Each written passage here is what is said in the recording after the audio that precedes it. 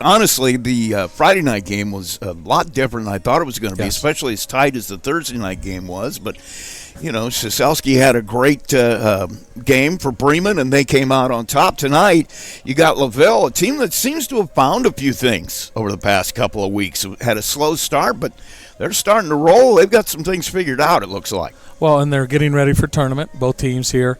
So we're looking forward to, maybe a better execution night than we saw Friday, with Glenn sort of struggling a little bit that way. But, yeah, looking forward to another great night of baseball, that's for sure. On the other side of the field, you got Triton, who's having one of those years. I mean, this is, from top to bottom, one of the best, if not the best teams in at least Marshall County, maybe even the region. They got visions of going deeper than they did last year. They got to the regional, I know, but they've got some players. Some very good players, like you said. Some guys that can play at the next level. And, they do a great job. They got some really good leaders as well as some great role players. So, again, looking forward to – You make a really good point on that because they don't have a lot of seniors, but the seniors – come out and they set the you know what I'm talking about. When those guys come out and work the way they do, you got a bunch of sophomores mixed in there, that gets contagious. Well, we always have said you're only good as your seniors, and their seniors are really good. So they set the tone for them every night, and with the role player, they've got some really good kids that are productive that are younger too. So.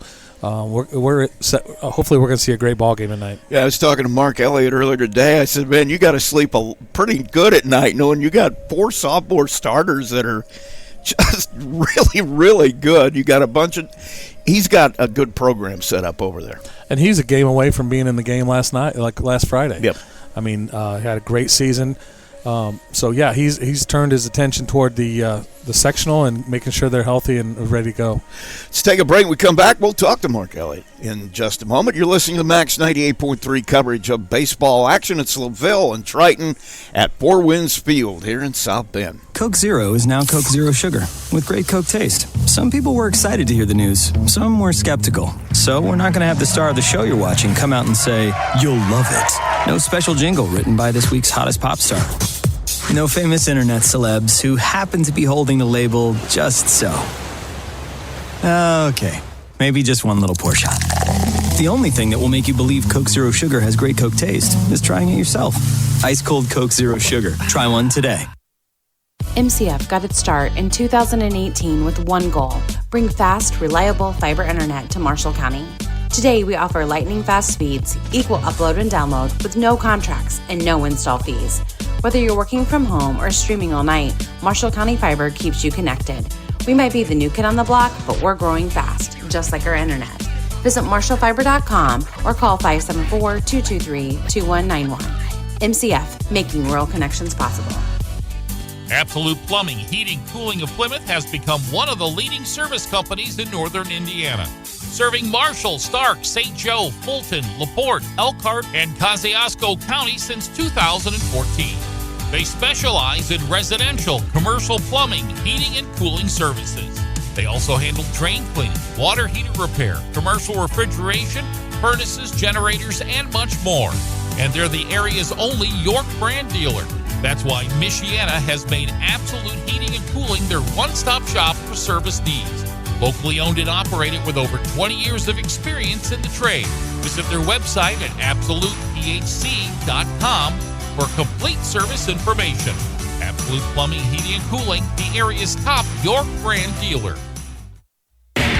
Coach's Corner brought to you by Marion's University and Silla College. Triton head coach Mark Elliott joins us here in our pregame, and I get the feeling you probably feel good about the weekend, even though you split it at the CMA tournament. Yeah, if the games were flipped, I don't know if we would. It was nice to finish with the win.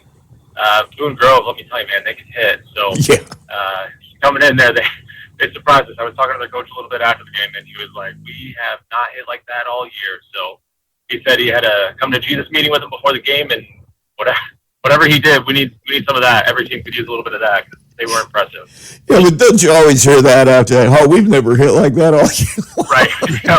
Every time.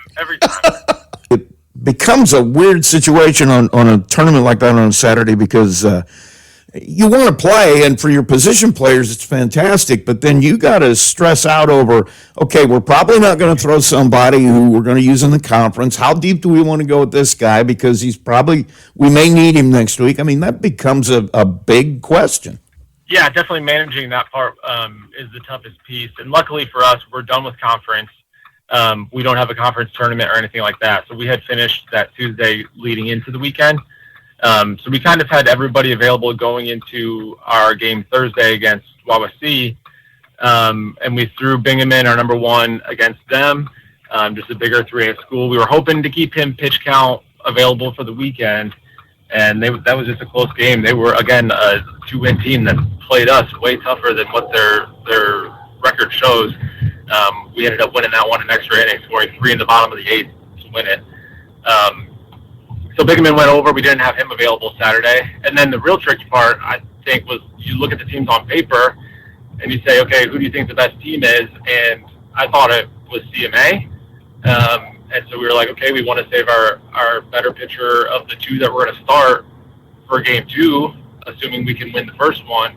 And then it ended up that Boone Grove was just by far the dominant team in that tournament, and I miscalculated that one. So definitely managing the pitching is the hard part in a tournament like that, and you're right, going into the other games that you have coming up. So I missed a little bit, but you know what? You throw a sophomore out there on the mound and say, go compete with a really good team, and the score was 9-0, and it got away from us a little bit, but it was a closer game than what that score shows. Well, you hit that on the head because you give a young kid a chance to get out there and compete, and you know, you and I have talked before. There's nothing. You don't get better watching somebody else go out and do it. You got to do it, and it gives you a chance to do that. For sure, and he's our number 3 right now, probably. And we're losing our 1 and 2. They're both seniors, so he's definitely going to have to step up next year. So it's good to put him in some of these tough games in kind of low pressure situations and see what he can do. And he threw pretty well. He struggled a little bit with his off speed to throw that first strike. Or maybe the umpire's fault calling it first strike. A little bit of that too, you know. But yeah, it was good to see him out there and more confident with him moving forward too. Well, the fact is, you know, if you're going to go deep in the tournament, it's highly likely he'll need to give you an inning or two here or there. Yep, we'll definitely get a start in the sectional. We got a really favorable draw, and we like where we're sitting going into the sectional. So he'll get one of those games, and yeah, definitely feel comfortable with him in that game. But even like, I hate just looking forward to a semi-state game. By no means do we have an easy route to get there, but when you're playing a doubleheader like that, you're going to have a third pitcher in there probably at some point. So looking for him to compete against one of those really tough semi-state teams if you get there. You got to be pretty happy with both sides of the ball. I mean, you've been hitting obviously the numbers don't lie. You're hitting the heck out of the baseball, but your pitchers have been very solid. I mean, you've just had one of those years where everything seems to be really solid.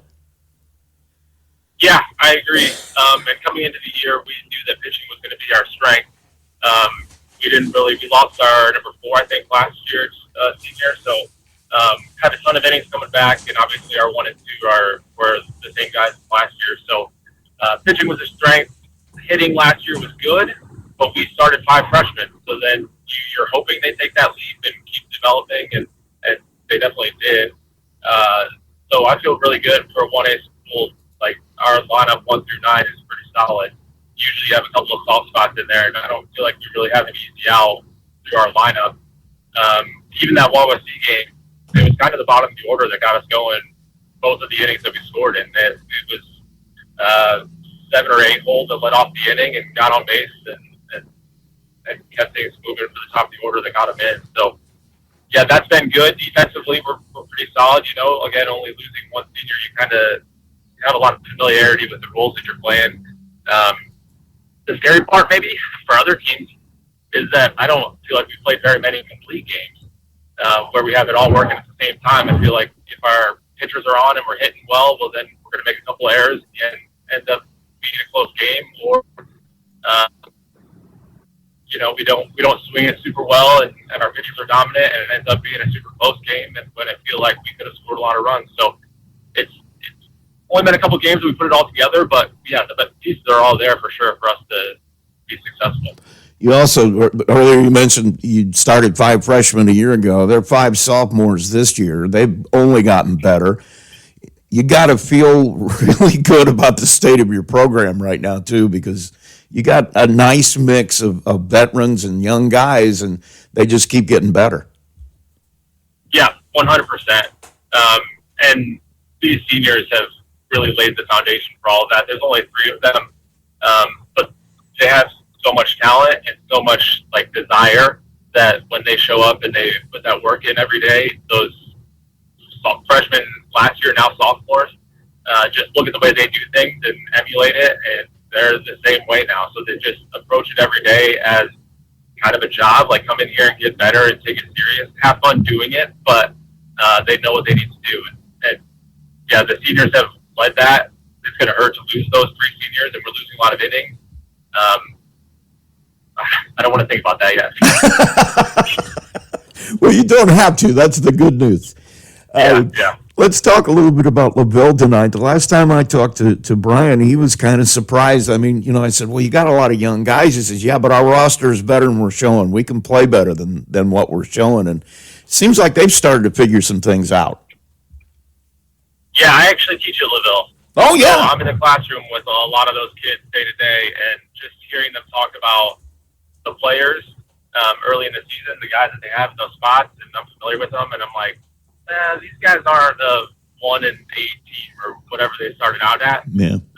They're definitely a lot better than that, and it's kind of nice that being in the building, I know that, and so we're not underestimating them and just looking at the record today and expecting to go in there to win. I think we still expect to win. I think that's part of what we do and the expectations we have right now, and I don't think you want to play a game that you don't expect to win to begin with.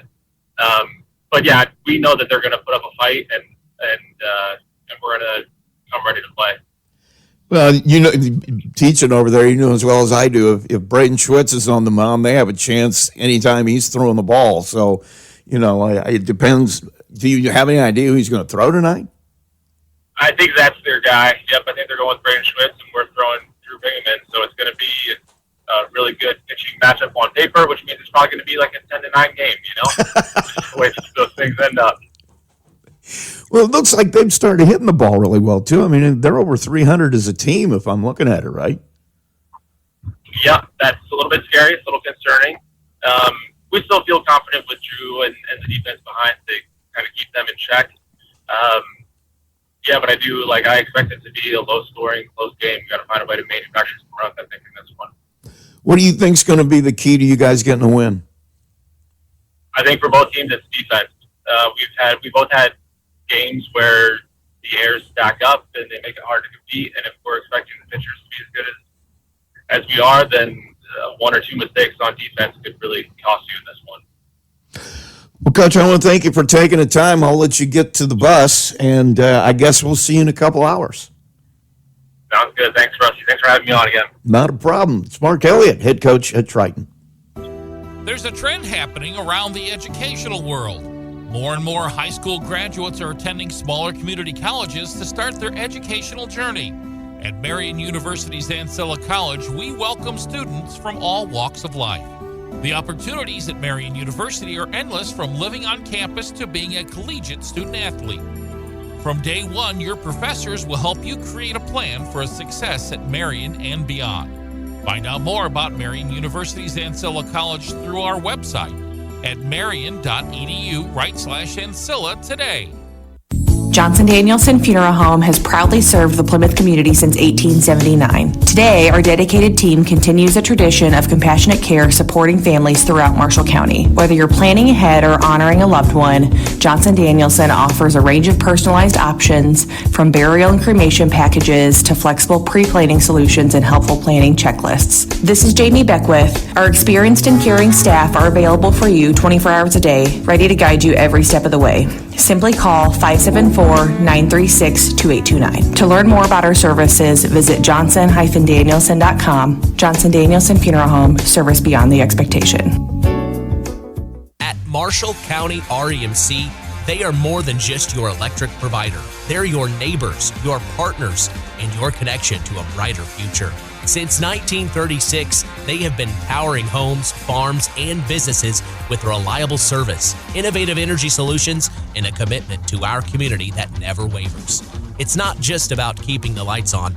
It's about keeping our community strong. Marshall County REMC, powering progress, powering you. Learn more at marshallremc.com. When it comes to your money, you want a bank that understands you. At First Federal Savings Bank, we offer more than just a place to deposit your paycheck. We're here for you every step of your journey. Need a loan for that new dream home? We've got you covered. Looking to save for the future? Let's make it happen together. From personal banking to business banking, we offer full-service solutions tailored to your needs, online, in person, or over the phone. No matter where you are, we're with you every step of the way. First Federal Savings Bank. We don't want to be the biggest bank, just the best. Borrowers must meet underwriting guidelines. First Federal Savings Bank is FDIC insured and equal housing lender. NMLS number 399927.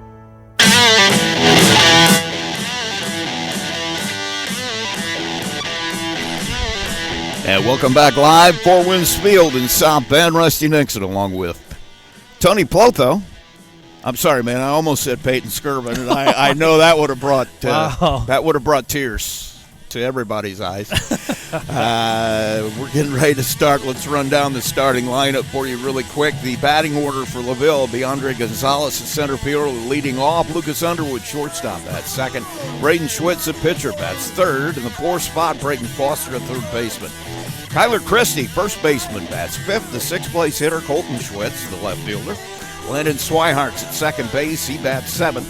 Caleb Howard, designated hitter, bats eighth. He is hitting for, Preston Eichelberry, the catcher, bats ninth. And first pitch to Gonzalez, looped into left for a base hit. First pitch swinging, Gonzalez on with a looper to left field. Let's set the defense for you here from Triton. It's going to be Braden Gunnels, Trey Tarleton, Maddox Denny, the outfield left to right, Blake Owsley, Levi McFarland, Braxton Coppin, Jaden Prater, the infield third to first, Drew Bingham, the pitcher, and and Max Johnson, the catcher. Lucas Underwood at the plate takes strike one. Well, Gonzalez wasted no time there, taking the first pitch opposite way. Well, he doesn't have to worry about a no-hitter now, so he's off the hook. Throw over to first, Gonzalez back. He's just a pesky little bleed-off guy. He can swing the bat a little bit. He can bunt a little bit. He's fast. Got a big lead, yeah. Stretch the pitch. And that's a ball. Yep. 1-1. Got Robert Lichtenberg behind the plate tonight. We can tell. Throw over to first. And the runner's back safe. He had a lot of our games. Yes, back he did. in the day. A lot of our games. Stretch by Bingham. Pitch on the way. That one low and away for a ball. And it is 2-1 here. On the shortstop, Lucas Underwood. Stretch by Bingham. Pitch. Swing and a miss. Went right through it. And it's now 2-2. Got a big lead over there. Good time to throw over or something. Bingham set. Gonzalez gets his lead. He'll hold. Breaking ball. Hit right back up the middle. Boy, a great job by Underwood to keep his hands back and just drive that back through the pitcher's slot, and that's a base hit now. Well, you weren't lying when you said these guys are good hitters. Team average over 300. Look very aggressive at the plate. At least for the first two. And here comes the best one of the bunch, Braden Schwitz. I tell you what, this kid is a player. Been watching him for about 3 years now. He is definitely a next-level player. Stretch by Bingham, pitch on the way. Took a little off that one, had him out in front of it. Foul ball, and strike one. I got a feeling over the years in summer ball and other places, Schwitz and Bingham have probably played each other a couple of times. Maybe played together, too. Could be. That one hit high, foul, out of play. And it's strike two to Schwitz. Braden comes into the game today hitting, well, that's his brother. I'm going to have to keep him straight. 438, 22 RBIs for Schwitz. Stretch. Bingham, pitch on the way. That one fouled off to the right side. Stays 0-2. some guys just look comfortable even with 2 strikes. That was a good pitch to fight off to get another one.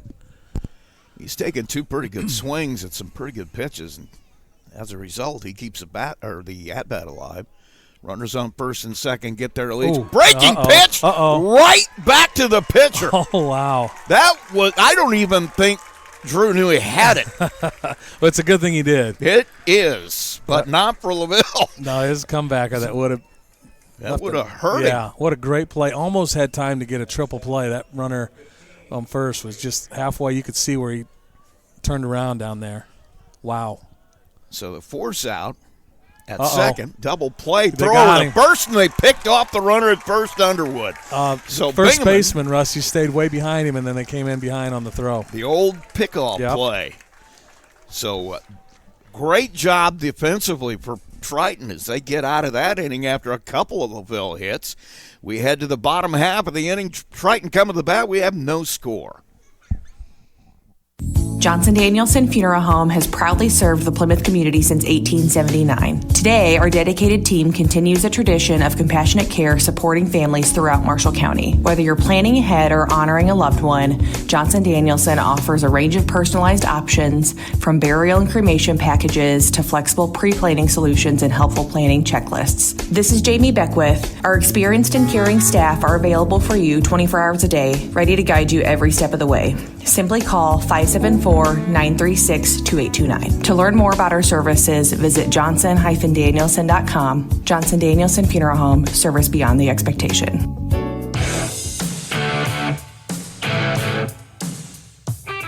And we're back. Four Winds Field. Rusty Nixon along with Tony Plotho. We head to the bottom of the first.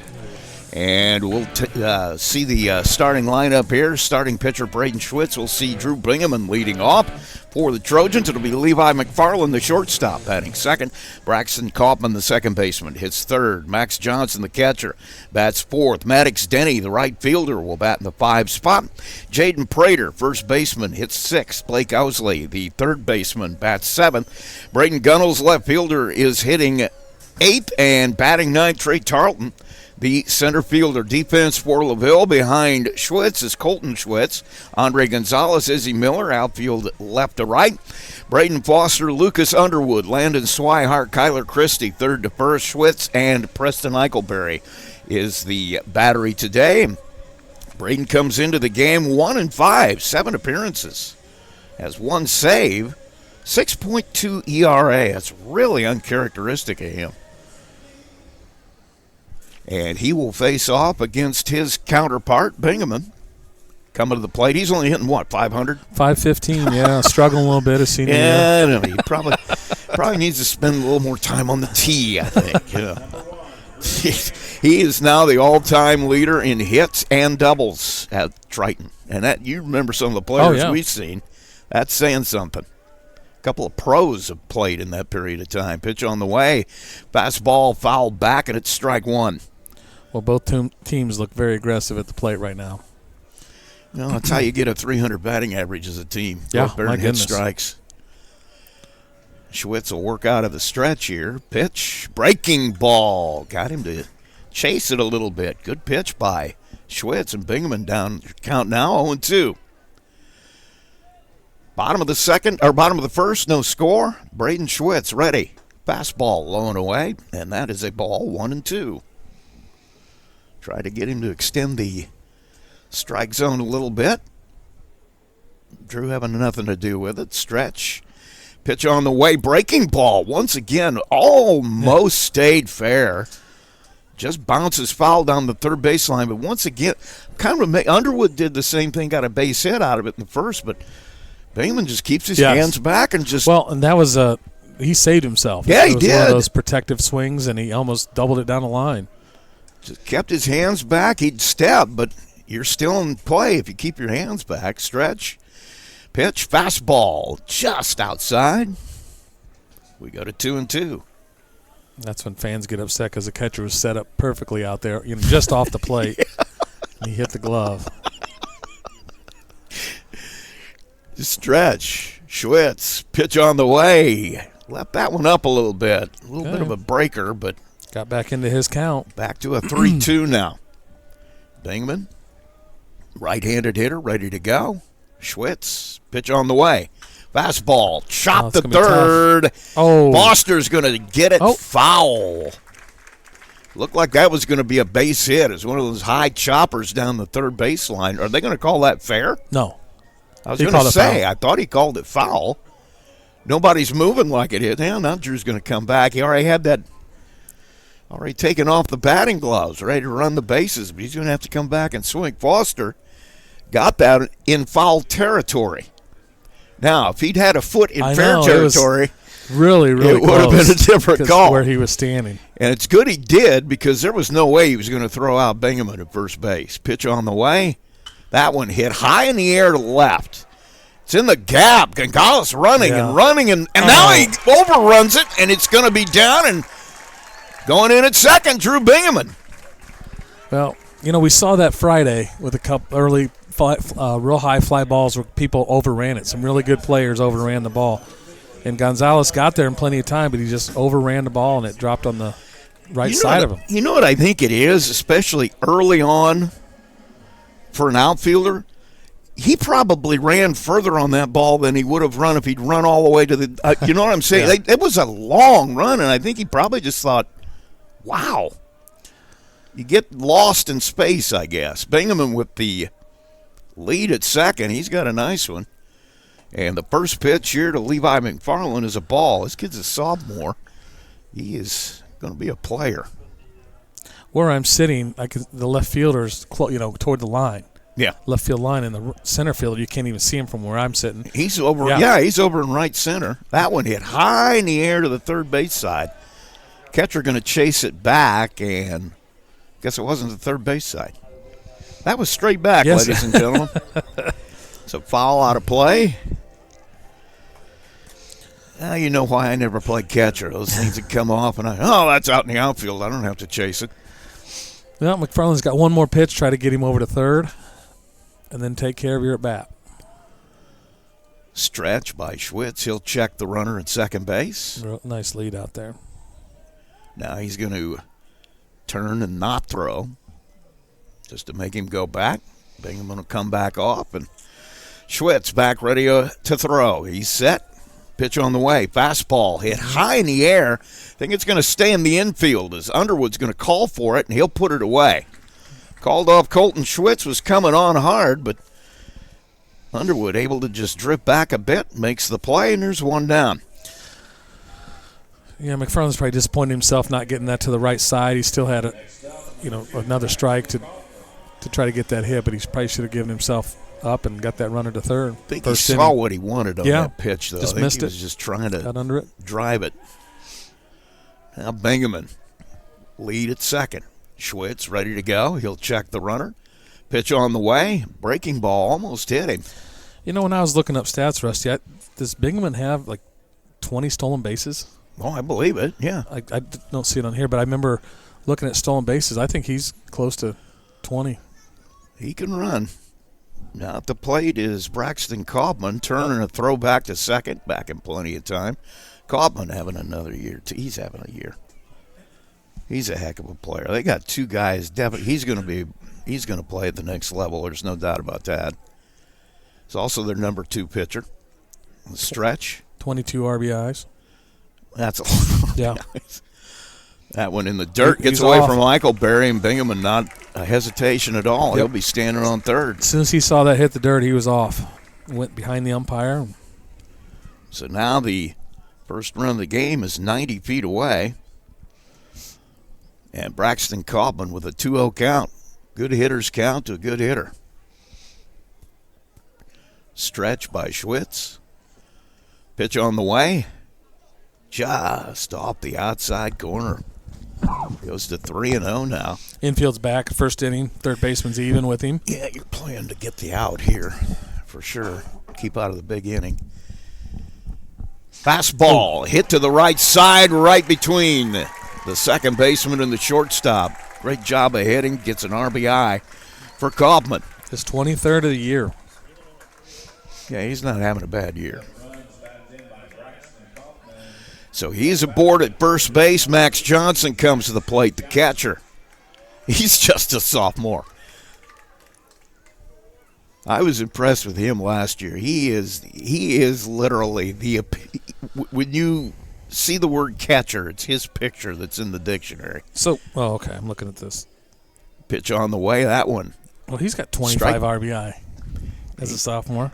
He can swing the 25 bat. hits, 27 runs. He is Goodness. he is a good receiver too. He's good behind the plate. Throw over to first, cop him back.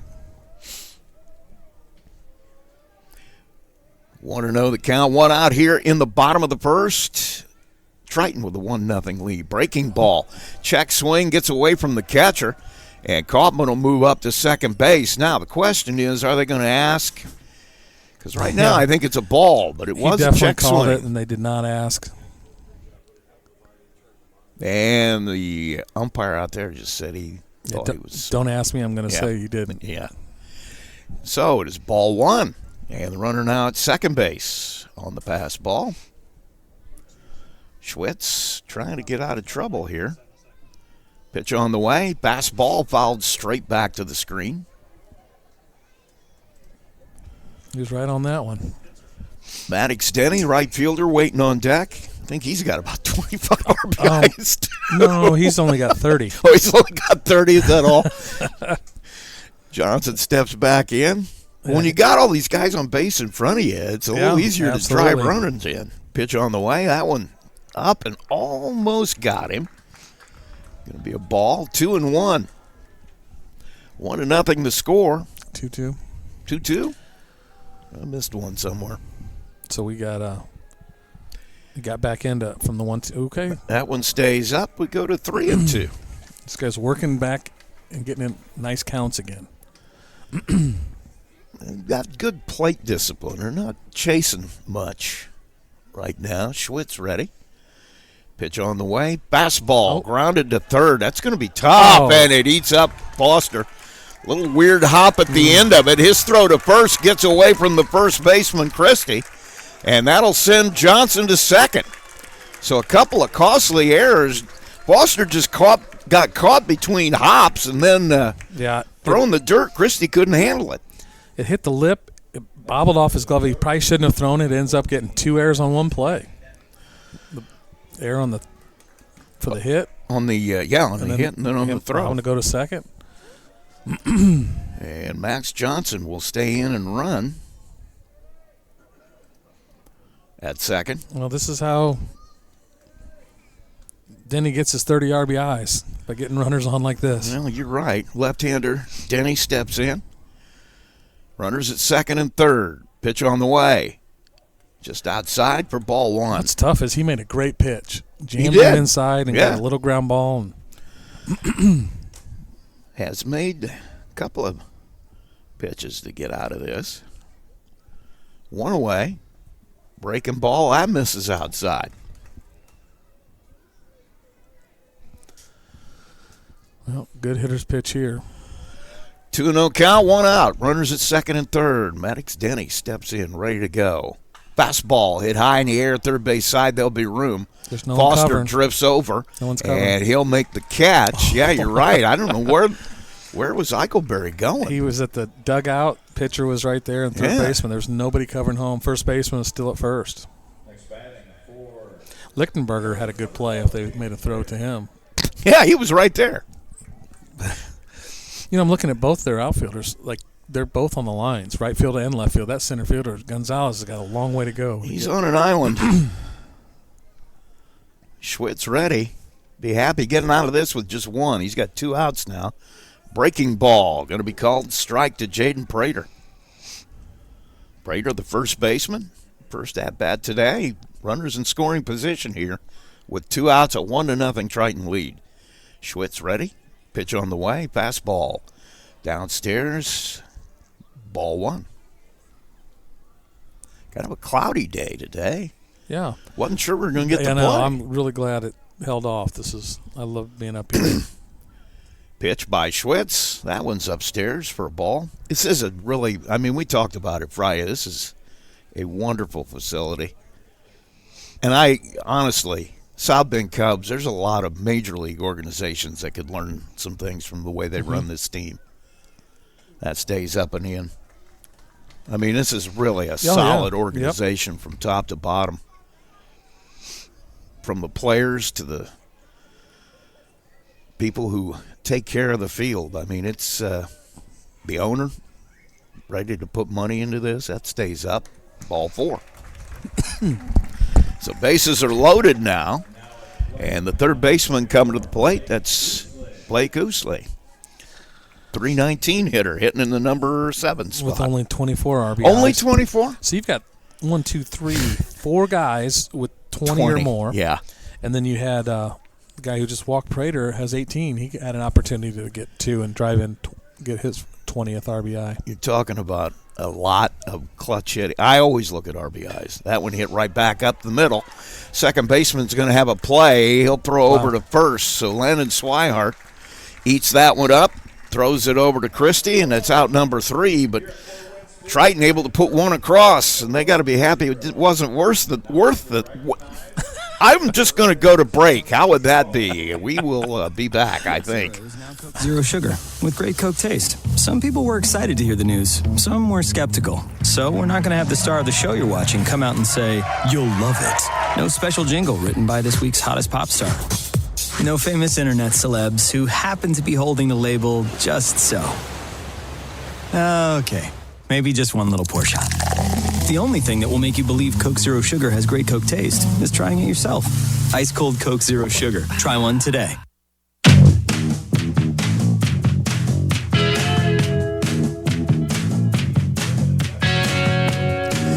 Back at Four Winds Field, Rusty Nixon along with Tony Plotho. We head to the top of the second. LaVille coming to bat. They'll send Braden Foster, Kyler Christie, and Colton Schwitz to the plate against Drew Bingaman.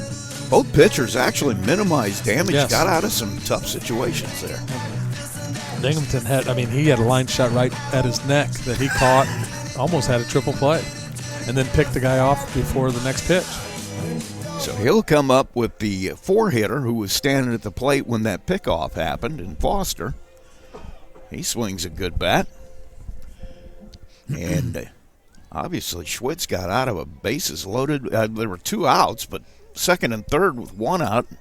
Got out of that with only 1 run scoring. So you count that as a win if you're in the LaVille dugout. Yeah, definitely. You're not down any more than 1, as long as you didn't get the crooked number. I wonder what this is out here. These kids are having a great time. We got the Little League being announced here for Triton. Friday it was all Bremen stuff. Yeah, right? all the Bremen folks. Men's slow pitch softball team. Yeah. The men's gymnastic team.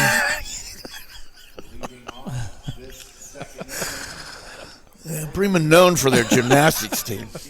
Well, they're men's gymnastics team. Yes. That's one of the hallmarks of. Coached by John Hirschberger. Out of Bremen. Norm Sellers used to be. Norm Sellers is assistant, isn't he? Oh, God. I can't take you anywhere. First pitch from Bingham, and that's hit hard right back up the middle, and it's going to be right at Tarleton, but a nice line drive single on the first pitch to start off the inning, and Foster's aboard. A few of these guys I had basketball scout for LaVille this year. I mean, he was a good player for them, that Foster. Christie will come up, 306 hitter. He's got 13 RBIs on the year. That one inside. Christie, a left-handed hitter. Ball 1 to him. We're in the top of the second, 1-0 Triton. Pitch on the way. Fastball. Swings right through it. And it's 1-1. What do you think he, mid-80s? Probably. That one hit hard to right, and boy, Christie did a nice job of just taking that where it was pitched. He'll get a base hit, and suddenly LaVille's threatening. Back again with 2 guys on, nobody out. Back-to-back innings. Couple of hits to lead off inning number 2. Now Colton Schwitz comes to the plate. He's just a freshman. That's Braden's brother. And he'll step in with runners at first and second. Let's see if they're bunting. Pitch on the way. And it's a ball. Might give him a strike to turn him over. I always like to do that. Pitch on the way, hit hard to the screen, foul ball. Give a guy at least one swing of his own in at bat. See if he can get a base hit. Especially upper part of the lineup. Right. Stretch here by Bingaman. He'll be swinging again. That one outside for a ball. Early enough in the game, too. You know you're going to have to score. Well, third base is playing even with the bag. Couple He's in more. front of it, actually. First baseman's deep. Yeah. That one hit to the right side. Foul. And it's 2-2. 1-0 our score. Triton with the lead. 1 run on 1 hit. Breaking ball. Got him to chase it. And it's strike 3. Yeah, that thing was up, and you saw it right away, and he didn't. Runners will hold up. 1 out now. Landon Swihart steps to the plate, second baseman. 1-0 our score. As I said, 1 run, 1 hit for Triton. LaVille with 4 hits already. Yeah. No runs. That one a fastball for a strike. Swihart's batting .308. He's a sophomore. A lot of really good young players on the field tonight for both teams. Stretch. Pitch from Bingaman. Breaking ball. Ooh. Good hold up by Swihart. He was thinking about it. And it is 1-1 now. 1 out. Bingaman working quickly. Set. Pitch on the way. Fastball. Driven down the first base line. Jaden Prater smothers it. Takes it to first, and there are 2 outs, but the runners move up. Yep, good play there. Hard hit ball.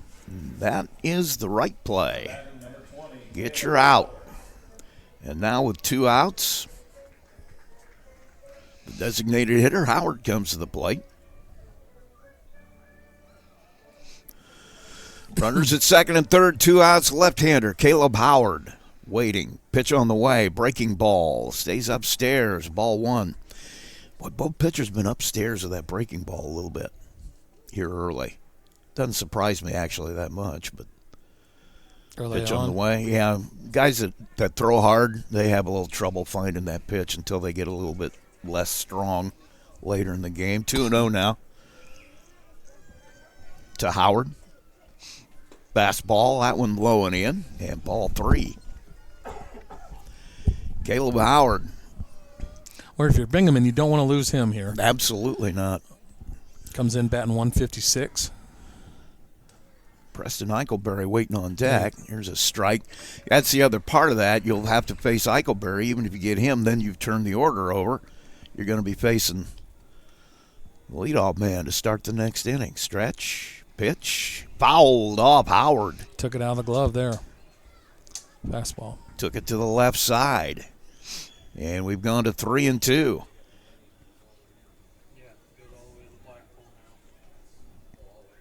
Preston Eichelberry waiting on deck. Pitch on the way. Swing and a miss. And Bingaman gets out of trouble again in the second. Well, the last 3 pitches, he just went after him fastballs. Probably a good idea there. So that will end the top of inning number 2. We head to the bottom half. Triton with a 1-0 lead. When it comes to your money, you want a bank that understands you. At First Federal Savings Bank, we offer more than just a place to deposit your paycheck. We're here for you every step of your journey. Need a loan for that new dream home? We've got you covered. Looking to save for the future? Let's make it happen together. From personal banking to business banking, we offer full-service solutions tailored to your needs, online, in person, or over the phone. No matter where you are, we're with you every step of the way. First Federal Savings Bank. We don't want to be the biggest bank, just the best. Borrowers must meet underwriting guidelines. First Federal Savings Bank is FDIC insured and equal housing lender. NMLS number 399927.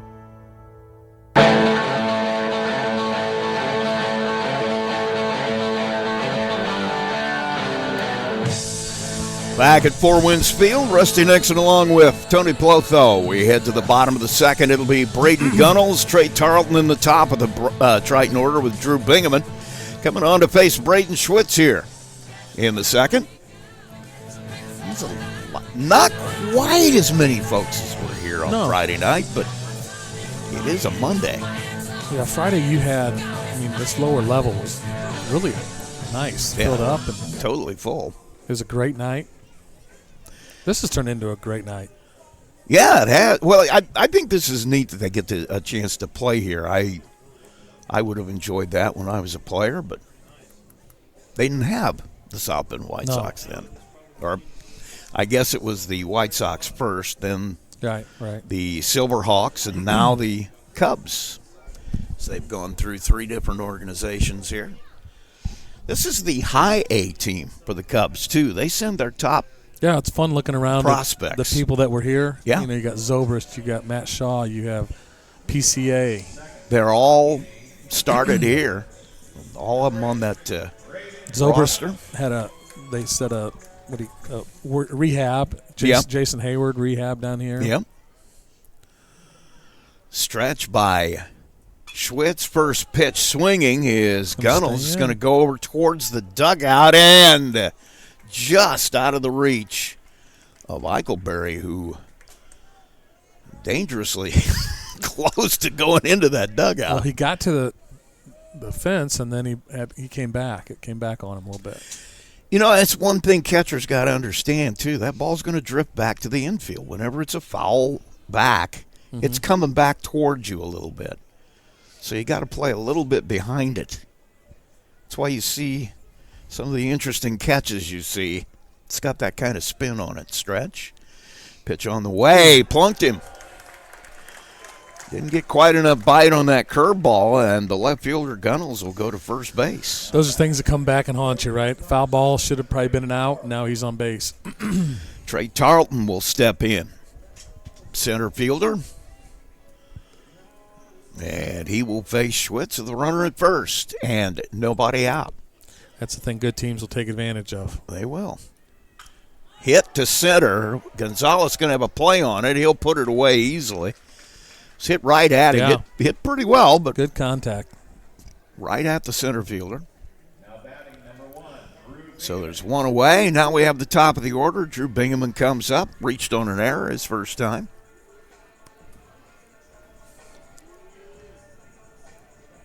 One out here in the bottom of the second. Triton with a 1-0 lead. Runner at first gets his lead. Fastball outside. They'll throw behind him and back in plenty of time. It's a good play by the first baseman. Keep that in front. We saw that on Friday. Yeah. A couple throws down the line. 1-0 the count. Schwitz ready. Pitch on the way. That one's going to be a strike. 1-1. Took a little bit off that one. Found the outside corner. Bingaman ready to go. 1-1 count. Pitch from Schwitz. Breaking ball, and it's going to be right at the shortstop Underwood. Thought that might get up high enough to get over his head, but never did actually go up. No. Good base running there to stay, too.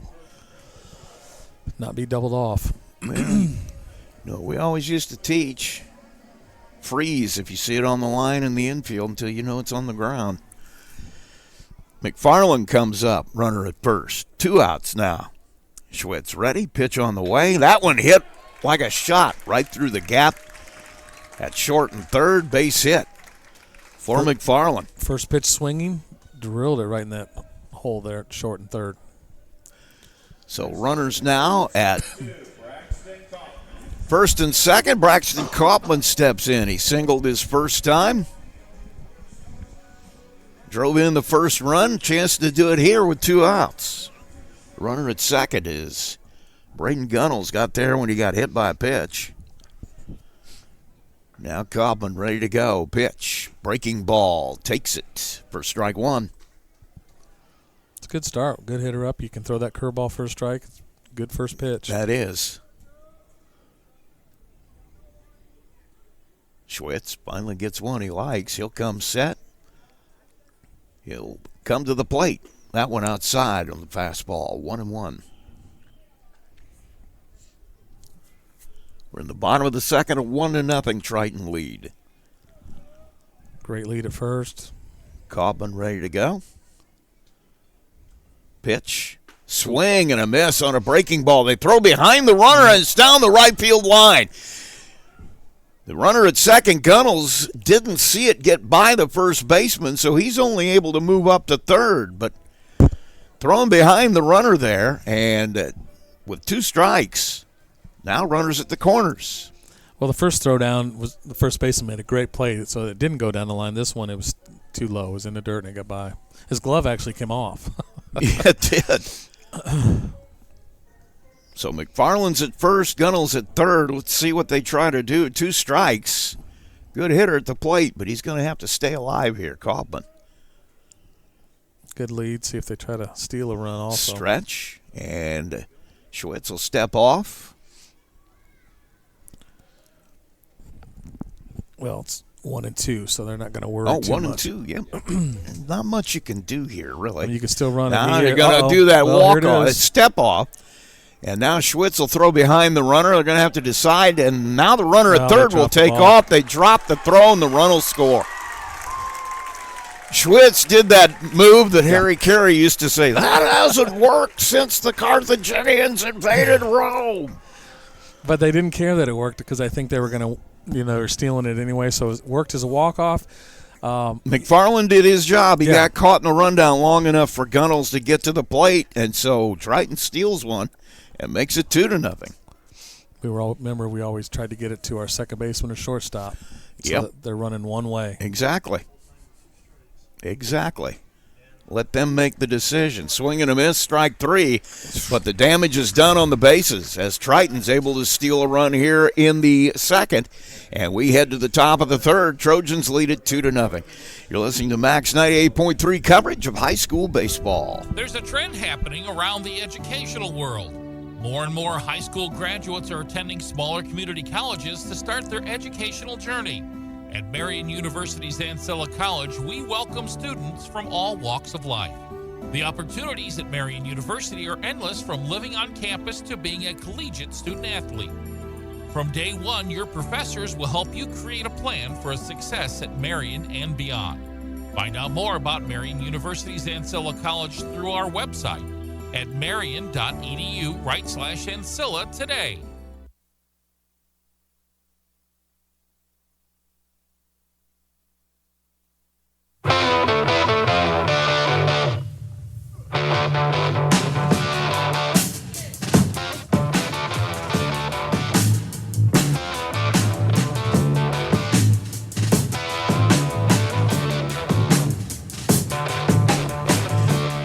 Back at Four Winds Field, Rusty Dixon along with Tony Plotho as we head to the top of the third inning.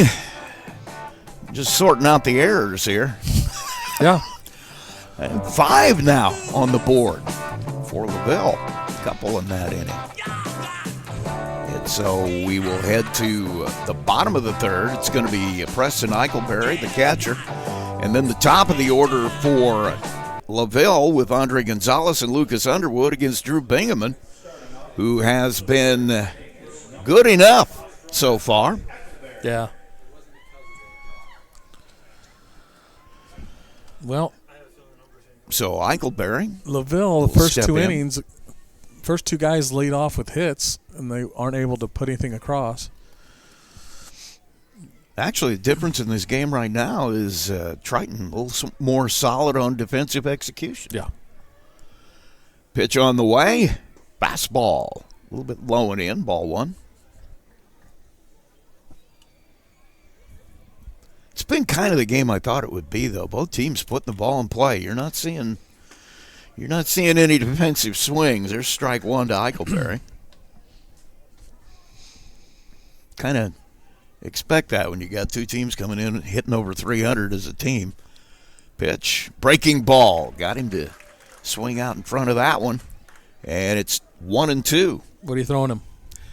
I'd throw him another one of those, to be honest with you, or a chin high fastball. Yeah, it's fouled back. Not high enough. Not high enough. Now you know me. 1-2, 0-2. Chin high fastball is the perfect strikeout. Now pitch. You can come back with it. Now you can come back with that breaking ball and see if you can get him. I'd throw a little off, though, to see if he'll chase it. Ooh. Took a little off that. He hit that one out of the catcher's glove, too. Yeah. Jammed him inside. Good pitch. 1-2 the count, nobody out as Eichelberry leads off the LaVille third inning. Pitch on the way. Fastball swings through it. Strike 3. Now Gonzalez comes to the plate. He singled his first time up. Saw one pitch. We'll see what he does here. Lucas Underwood waiting on deck. He had a base hit his first time up as well. 1 out. Bingaman ready. Pitch on the way. Looked like that one was a little bit of a changeup. And it's strike 1. Gonzalez takes it. Bingaman ready to go. Fastball. Low and away. Ball 1. 1-1. This is another kid I like during basketball season, Gonzalez for LaVille. Takes a little off that one. He stays back and drives it into left, and it gets past the left fielder, Gunnels. Gonzalez heading for second. For sure. He may get into the plate. Goes all the way to the wall. Gunnels will bring it in. They'll hold him up at third, but that was a costly misplay by Gunnels in left. As it was going to be a single for sure. I think he got caught once again between whether do I dive to make the catch or do I play it in front of me, and it just ate him up. It was, once that hit the ground, it stayed low, and it was rolling all the way to the fence. And that's why you go ahead early, especially, and play that as a single. As it is, it comes out to be a man on third. First pitch is a strike here to Underwood. Bingaman working quickly. Second one off speed, hit to the right side. It's going to score the run. As the second baseman, Kaufman, will throw it over to Prater, and there's 1 out. Really good base running there by Gonzalez. He made sure it got with the infield was back, so he made sure it got by Bingaman, and then he was able to score easily. Good piece of hitting to get that RBI.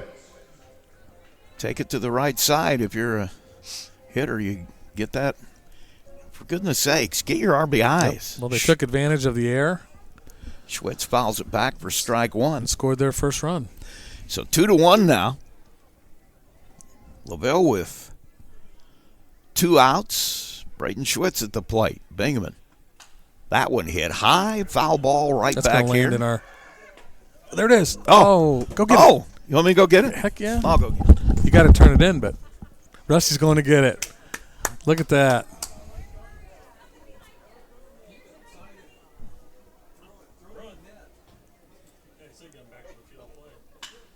Ooh, line shot. Left field didn't even move for the third out. I'm a hero.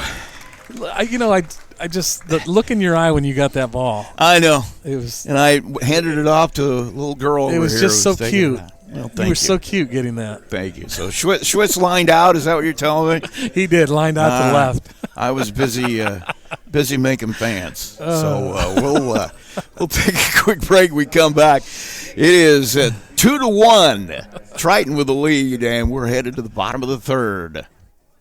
Absolute Plumbing, Heating, Cooling of Plymouth has become one of the leading service companies in northern Indiana. Serving Marshall, Stark, St. Joe, Fulton, LaPorte, Elkhart, and Kosciuszko County since 2014. They specialize in residential, commercial plumbing, heating, and cooling services. They also handle drain cleaning, water heater repair, commercial refrigeration, furnaces, generators, and much more. And they're the area's only York brand dealer. That's why Michiana has made Absolute Heating and Cooling their one-stop shop for service needs. Locally owned and operated with over 20 years of experience in the trade. Visit their website at absolutephc.com for complete service information. Absolute Plumbing, Heating, and Cooling, the area's top York brand dealer.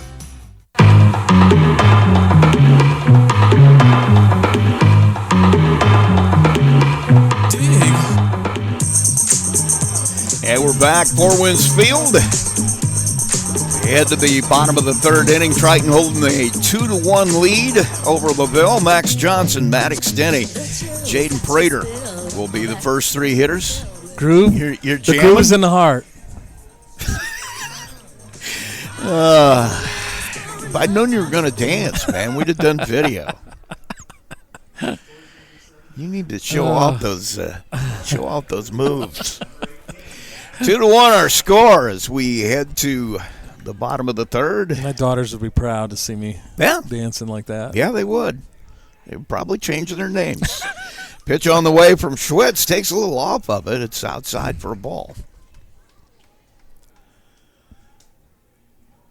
Well, let's see if Triton can put something together here. They've had some very great opportunities. Fastball outside, ball 2. 2-0 to Johnson. He reached on an error his first time. Trying to get aboard here to lead it off. Pitch on the way. Fastball driven to right field. Down the line, going to be extra bases. And it's Johnson it's rolling. Will too. hit first. He'll head for second. Let's see if he'll hold up. He'll slide in there. What? And I'm not sure why he slid. He's going to get up and run to third. You don't see that very often. And the throw is way wide. Johnson slid into second, then jumped right back up because his coach is screaming, dude, it's clear down in the corner. And he's explaining to him right now, is it maybe if you were looking at me as you were rounding second, you wouldn't have had to slide. It was a good slide, though. I got to give him credit. Yeah, it was. As an umpire, I would have called him safe right away, too. He almost cost himself a triple, though. How many times does the catcher get to say, yeah, I tripled? Yeah, great shot down the line. Good piece of hitting. So Denny steps in, pitch to him, fastball right back up the middle for a base hit. And just like that, Triton on the board. They'll answer the one for LaVille in the previous half inning, and it goes to 3-1. Denny, what, has it 39 RBIs or something? Good pickup by the left-hander. Yeah, Denny, that was his 31st RBI of the season. He's on first, and stepping in is Jaden Prater. He is the first baseman for Triton. Schwitz ready to throw. Breaking ball. Fouled straight back. And it is strike one. That would have been in here, too. Yeah. Gosh, you'd get 2 in one night. I'm just sorry I wasn't outside to catch it so that I could show off my defensive skills. Because that one hit high and deep to center. Gonzalez was playing in and somehow gets out there and catches it. He'll throw behind the runner, but what a play by Gonzalez. He was playing extremely shallow. Yeah, he curved and made it great. You know what I mean? Like he cut it off. He got the angle on it. But just a good athletic play, that's for sure. So a great play. That had extra bases written all over it. So 3 hitters in a row have hit the ball hard for Triton. Blake Owsley steps in. He has a chance to hit it hard. Grounded out his first time. Hits it hard to third. Foster will pick it up. He'll go to second for one. The relay will not be in time. And so now there are 2 outs. Get the lead runner. Good play. Fielder's choice puts Owsley at first. We got a guy that number 8's coming up for Triton. We have a guy in the stands that was our number 8. Oh, we do, yeah. Who coaches at Triton now, Matt Arvison. Brayton Gunnels steps in, the left fielder. Yeah, Matt's here. He is the wrestling coach. He's one of their junior high coaches. He coaches football this year. Yep. He wasn't much of a player, was he? Oh, no. Pitch low for a ball. 3-time All-State in football, basketball, and wrestling. Baseball, you mean? He didn't play. The only thing he didn't play was basketball. He said basketball. Yeah, baseball. You wished he played basketball. Yeah, wrestling. What does that do? One behind your head for a ball. Gunnels now ahead in the count 2-0 with 2 outs. Runner at first still is Blake Owsley. Yeah, what does wrestling do for you? He's only a 3-time state champion or something like that. He pinned a guy in semi-state in 8 seconds. Yeah, he did. I know that because you challenged him. No, he challenged me. Oh, I thought I did. I thought you were the one who said, I think I can last longer than 8 seconds. Yeah, he goes, tell Plotha not to take me out. I said, you tell him I can last longer than 8 seconds. And then he looks down at the dugout and goes, no, you can't. Fouled away by Gunnels. He was right. I didn't tell you about the exchange we had that game. I just asked him how he felt. And I'm like, Matt, dude, I was just asking you how you felt. I wasn't suggesting anything. Yeah, he was the South Bend Tribune Area Player of the Year, the Athlete of the Year. I believe that. He was a heck of a – whatever he did, he was good at. He was a great linebacker. Extremely talented. 3-1 our score. Triton with the lead, throw over to first, and the runner back easily. 3-1 count. Maybe 2 outs. Maybe you get him going. Yeah. I mean, he's going to go with the next pitch, but why not now? Good hitter up. Worst thing that happens, you should lead off with Gunnels. He'll ground it to short. Didn't go. And flip over to second for the easy one, and that will end the inning. But not before Triton is able to post up one more. Take the lead back to 2. They lead it 3-1 as we head to the top of the 4th. There's a trend happening around the educational world. More and more high school graduates are attending smaller community colleges to start their educational journey. At Marian University's Ancilla College, we welcome students from all walks of life. The opportunities at Marian University are endless, from living on campus to being a collegiate student athlete. From day one, your professors will help you create a plan for a success at Marian and beyond. Find out more about Marian University's Ancilla College through our website at marian.edu/Ancilla today.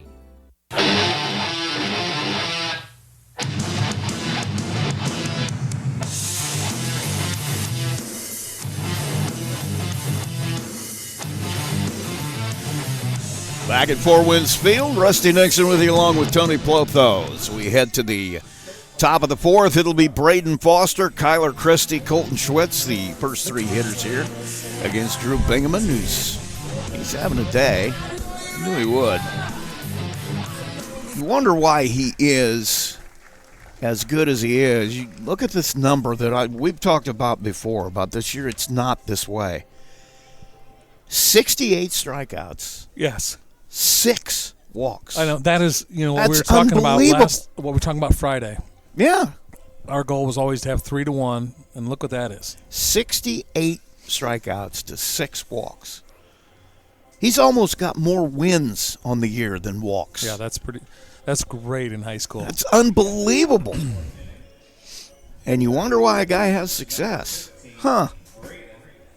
Well, just guessing. He's got, 5 wins? Yeah. And he's got 4 saves. Well, yeah. So not having a bad year. 9 of their 19 wins he's been very responsible for. They have a nice 1-2. I know the way they play their conference schedule, too, is a little bit different. I don't dislike it.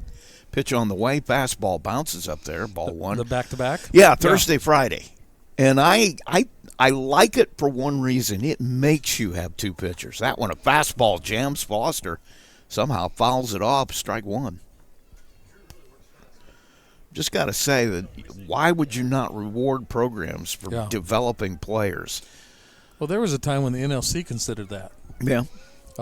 They were thinking of double headers on Saturday. They were thinking of back-to-back. That one's a little bit different because there's a psychological aspect that goes with that. If you lose game 1, are your guys going to respond in game 2 without, you know what I'm saying? But they weren't thinking of back-to-back days. They were thinking of Monday, Wednesday.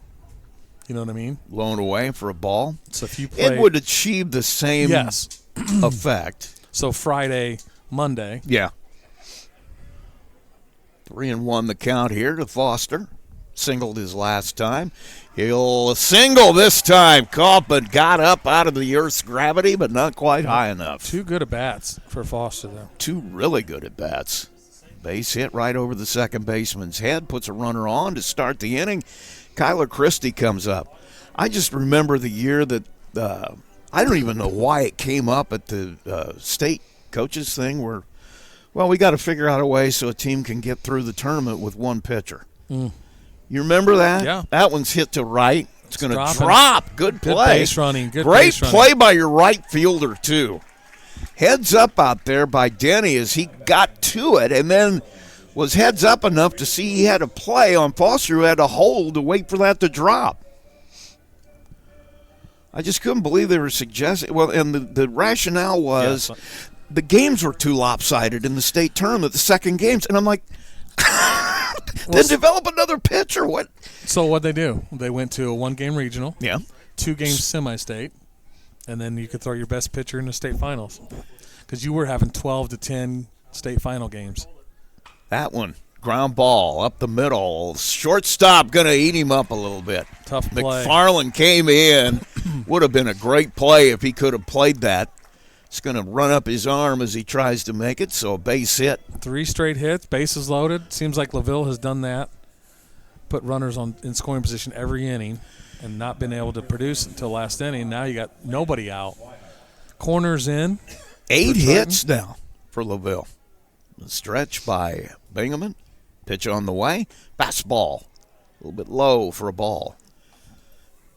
Yeah, I don't understand why you would reward a program with a state championship if they can't develop 2 pitchers. I never understood that. That one fouled off and back. Strike 1, 1-1. I mean, I understand for a smaller school that can be tough, but you can find a guy to just get people out. That one hit high and deep to right. Right fielder Denny going to make the play, and he's going to get it in fast enough to hold the runner at third. It was not hit as deep as I originally led you to believe. And Denny comes in on it and gets it in fast enough to hold the runner at third. So another solid defensive play. Now Caleb Howard, the left-handed hitter, designated hitter, steps in, takes the first pitch for a strike. Well, now he's a pitch away from maybe getting out of this Yes, mess. he is. Pitches high for a ball, and they're thinking that too. They got their infield back in the middle. Mm-hmm. They're in at the corner, so they're playing for 2 on anything hit past the mound. Stretch. Pitch on the way. Boy, I was going to say, that was awful close if it's not. Another pitch like that, you won't need to worry about the double play. Stretch by Bingaman. Pitch on the way. There There. Took it all the way. Strike 3.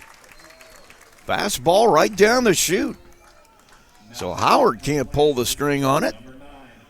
And Preston Eichelberry will step in. He struck out his first time up. LaVille in danger of stranding 3 hits to lead off the inning. Stretch by Bingaman. Pitch on the way. Got him out in front of that one for a strike. 0-1. 2 outs now. Bases still loaded. Stretch by Bingaman. Pitch on the way. Breaking ball. Hit high in the air in a gap. And Denny. That's where he was going to come in and play it. Played perfectly. And so somehow Drew Bingaman survives a bases loaded, nobody out jam. And we will head to the bottom of the 4th. Triton Trojans holding a 3-1 lead. You're listening to Max 98.3 coverage of high school baseball. When you need quality printing that gets you noticed, Town & Country Printers is your one-stop shop. We specialize in vinyl graphics of all kinds. Bold yard signs, attention-grabbing banners, custom labels and decals made just for you. Need custom t-shirts? We print those too. Plus professional business cards that make the perfect first impression. We print everything but newspapers and money. Whether it's business advertising, special events and outings, fundraisers, sports events, or parties, Town & Country Printers has what you need to make it memorable. Call us today at 574-936-9505.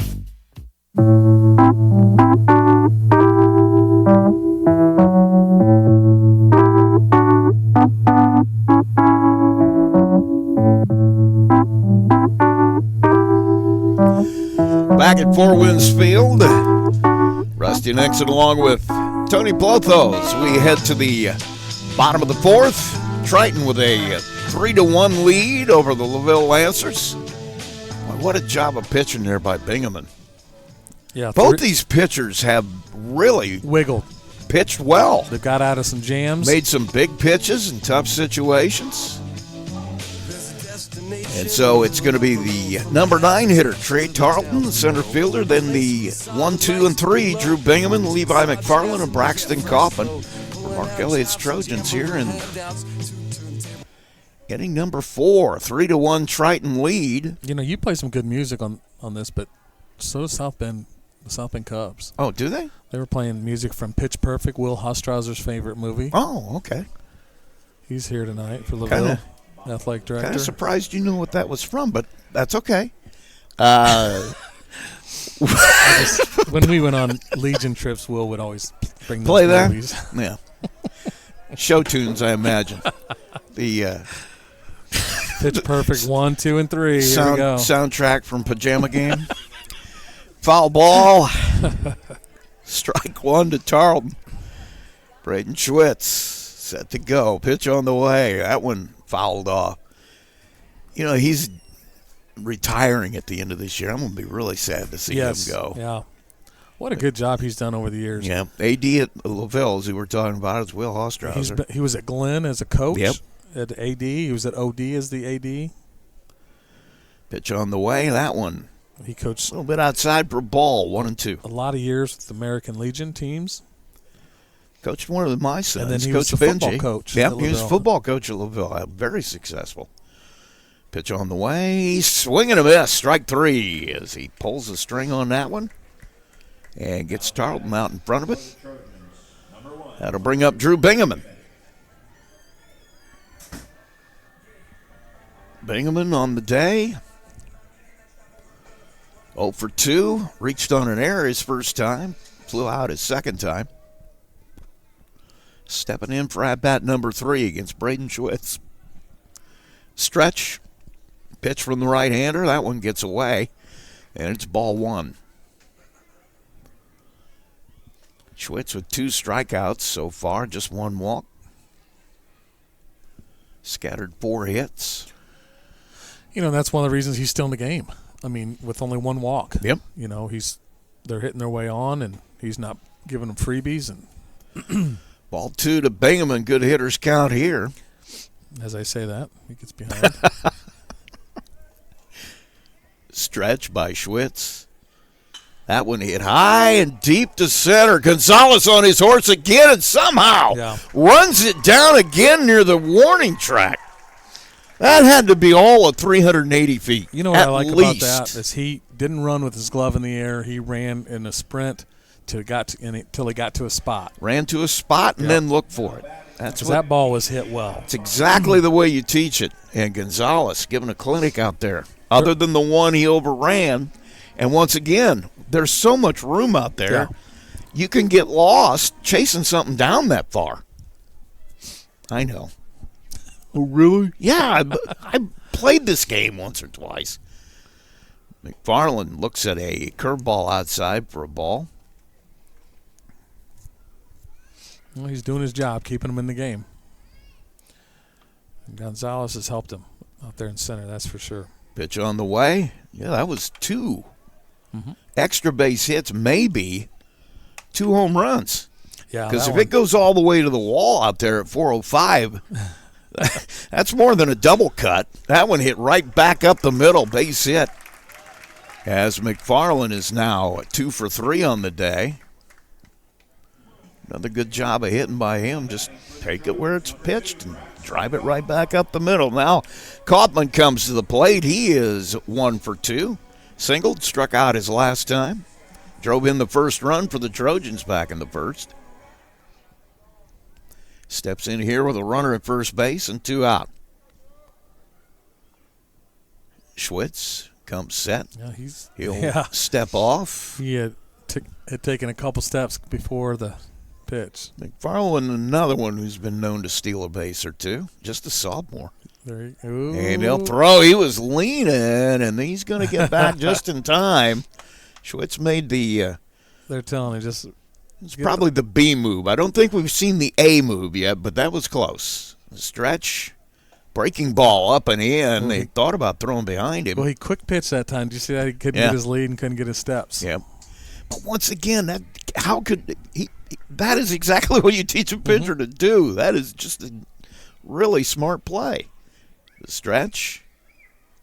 Now he's going to hold it for a while and step off. I mean, this is, if you're a young pitcher watching him, this is exactly what you do to screw a runner up at first who is a good base stealer. You don't always have to throw over. Stretch. Pitch on the way. Fouled off on the breaking pitch. 1-1. Sometimes the best move is no move at all. Just step off. The other one that I, as a runner, hated was when they just stand there and hold it. God, I hated that. Because you get flat-footed whether you want to or not. It's hard to stay on your toes that way. Stretch, throw over, and it gets by the first baseman down the right field line. down into the Probably on bullpen. third base if he's They're going running, and he's going to hit second. He's headed for third.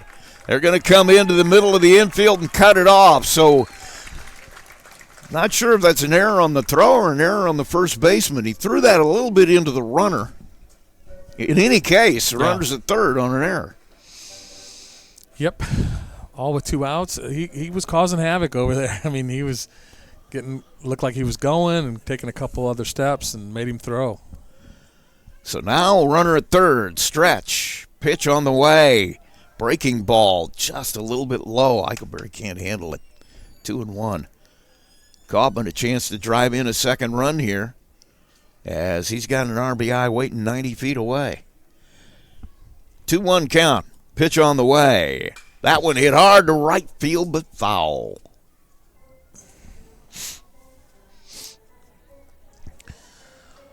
All right.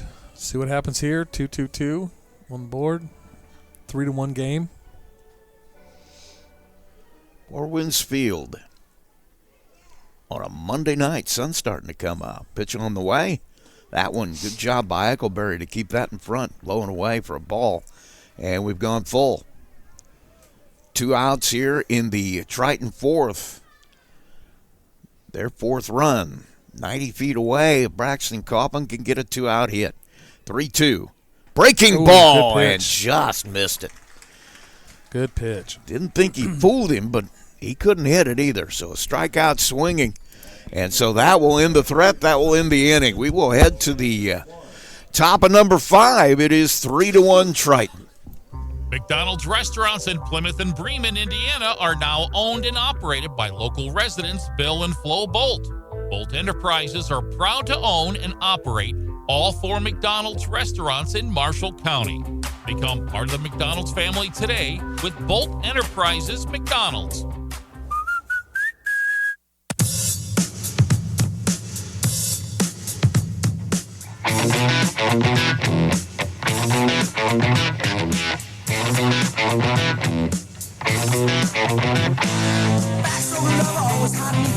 Back at Four Winds Field, Rusty Nixon along with Mariah Carey. Just got a call from your agent. Well, I just want people to be able to hear me. I'm going to do the time. Oh, we head to the top of the 5th. It's going to be the top of the order for LaVille. Andre Gonzalez, Lucas Underwood, Braden Schwitz, first 3 hitters scheduled against Drew Bingaman. First scoreless inning of the night, that 4th inning. So now, let's see if LaVille wanting to answer here. With the top of their order. 3rd time through. 2 for 2 night for Gonzalez so far. A couple of singles as he steps in. We talked about Bingaman and his ability to hit the strike zone. He's thrown 57 pitches so far tonight, 41 of those for strikes. So, does he have any walks? Well, I don't know. I'll have to look. You said we had 6 coming in. He had 6 on the whole year. Yeah. Let's take a look at that. First pitch is a ball, 1-0 to Gonzalez. Here in the top of the 5th, stretch, pitch, fastball, hit down the left field line, curving foul into the bullpen. Bingaman with 4 strikeouts, no walks. They have gotten 8 hits, but once again, what do you preach to your pitchers? As long as you don't walk people. Yeah. And he hasn't. And he's given up 8 hits. But they hit a home run. It's a solo shot. It's a solo. As long as you don't walk people. Well, you don't put people on in front of. Bunt attempt. He slipped at the plate. Oh, this is going to be a good play by Bingaman, but pretty sure he doesn't make it if he doesn't slip out of the box. Yes. Great idea by Gonzalez. Bingaman got there and got it on the first bounce, barehanded, and that was going to make it close no matter what. But with him slipping, it was a pretty easy play. For Bingaman. Great job getting off the mound. Really don't. Well, once again, he plays his position defensively. Yep. And you don't ask a ton out of a pitcher. Just field a bunt and cover first. Strike on the outside corner. 0-1 to Underwood. Singled his first time, grounded out the last time. That one, a hard hit to the shortstop. Big hop for McFarland. Throw across, and we have 2 away. You know, watching Bob Lichtenberger behind the plate, you don't see many of those A-frame type calls. Those A-frame houses. He does those A-frame calls and will stay there a long time. He's thrown me off a couple of times tonight because he doesn't throw it up there real quick. That pitch on the way, low for a ball.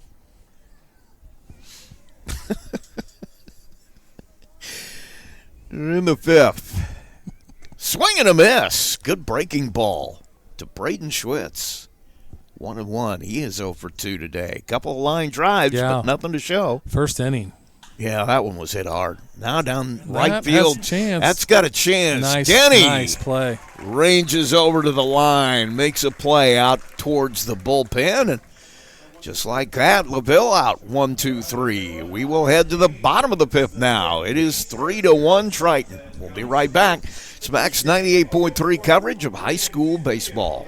Johnson Danielson Funeral Home has proudly served the Plymouth community since 1879. Today, our dedicated team continues a tradition of compassionate care supporting families throughout Marshall County. Whether you're planning ahead or honoring a loved one, Johnson Danielson offers a range of personalized options from burial and cremation packages to flexible pre-planning solutions and helpful planning checklists. This is Jamie Beckwith. Our experienced and caring staff are available for you 24 hours a day, ready to guide you every step of the way. Simply call 574-936-2829. To learn more about our services, visit johnson-danielson.com. Johnson Danielson Funeral Home, service beyond the expectation.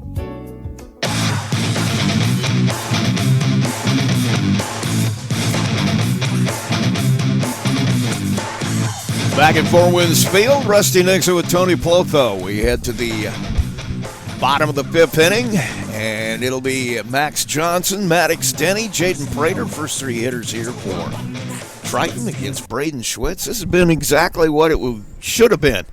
Pitcher's duel. Schwitz has done well. With all the hitting stats, you've got 2 good pitchers throwing tonight.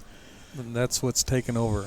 Now you've got LaVille with 8 hits, Triton with 5. Right. But when, like we said, walk guys in front of it, and you get some guys make a play or 2 for you, you can throw a shutout with 10 or 12 hits. I mean, I've seen it before. Yeah. We've had guys do that before. Things go your way. Line drive right to your neck, you catch. Yeah, that was almost a triple play. It was. And you get, but he gave the first 2 innings straight base hits. Two singles in a row. Got out of it. Then he gave up 3 straight hits. Got out of it. So, yeah. He has made big pitch after big pitch. So there's 7 out of your 8 hits, but never after they were in scoring position. Big pitch after big pitch made by Drew Bingaman tonight. Braden Schwitz steps in to face Max Johnson. He tripled his last time up. Slid into second on the way. The pitch on the way. Then he jams him, and he's somehow strong enough to just muscle it up the middle for a base hit. Wow, that's pretty strong right there. It was right on his fist, and somehow just drives it up the middle. So Johnson is aboard with a base hit. Maddox Denny steps in. He's 1 for 2. Flew out his first time, singled his last time. Runner at first, nobody out. Max Johnson. Pitch on the way. That's a swing and a miss. Strike 1. He's made some good defensive plays out in right field, Denny. He has. He's shown a little bit of range out there. Heads up, knows where the base runners are. Stretch by Schwitz. He'll hold the runner just by standing there now. Fastball inside, and it's ball 1. 1-1 here. Maddox Denny, left-handed hitter, right-handed thrower, right fielder for Triton. Stretch by Schwitz. Pitch. And tried to backdoor him with that curveball and just missed it. You ever remember that Bugs Bunny cartoon with the? Oh yeah. Well, why don't you move over? Well, either way, I mean, I can't see certain things. Okay. So I'm dodging back and forth between this pole and It's like that Bugs Bunny cartoon where the guy got his ticket right behind the behind the pole. And then at the I end, had seats like that at White Sox Park one time. And then at the end, he just rips the whole stadium up. Braden Schwitz. Right now, I get to see both. Comes set, pitch. That one low in. Ball 4, walks him. This is what we're talking about. We just keep a clean game with few walks. Jaden Prater steps in. What do you think? Well, we're in the 5th? He's the number 6 hitter. Okay. I think I'm going to give him a swing. I'm going to let him swing once. Well, they're going to talk it over, LaVille. They're going to talk it over. 73 pitches so far for Schwitz. With Bingham on the mound, you get a couple runs, you feel like it's going to be over as a coach. Yeah. So maybe he's talking to him right now, so we'll see what he's going to have him do. But, yeah, both coaches out talking to their players. LaVille's talking about seeing if he's going to bunt, and Triton's figuring out, are they going to bunt? I really feel like in this spot you give him one strike to turn. He walked his first time, flew out his second time. Jaden Prater, the first baseman for Triton tonight. That's going to end the mound visit. I always decided on if I'm going to bunt a kid if I like him. If I don't like him, I'm going to bunt him so he can't get any RBIs. If I like him, I'm going to see if he can get a couple RBIs. Brian Lawler goes back to the dugout, and Braden Schwitz will pitch to Prater, and he steps off the rubber. He's going to wait here for a second. That's my philosophy. Never changed all those years.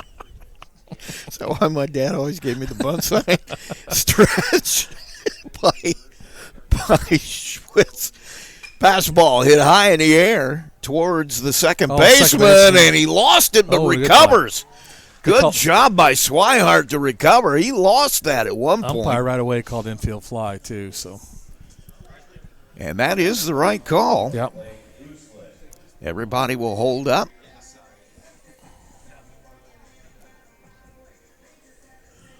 And Blake Ousley will step in. Grounded out. Fielder's choice. Got on base last time. 0 for 2 on the day. Runners at first and second. 1 out. Braden Schwitz trying to get out of another jam. He's set. Looks at the runner now. A pitch on the way. And outside for a ball. No, now they're relying on a big hit. See what happens. Straight away, it looks like the left fielder's moved over from where he was on the line early. Right field still looks like he's a little. He does. Yeah, he looks like he's still playing the line out there, yeah. Stretch by Schwitz. Guy goes behind. Shortstop Underwood gets the throw, but Johnson back in plenty of time. You know what I've noticed? Hardly anybody uses a courtesy runner for their catcher. Yeah. I mean, that's kind of strange to me. We talked about that Friday. Yeah, we did. How much that would have changed some of our roles for some kids. And that one, a ground ball to the shortstop. That's going to be a tough play. He's going to try it first. Not going to be in time. Indecision. He looked at second first. Underwood had it. Was deep and towards third base.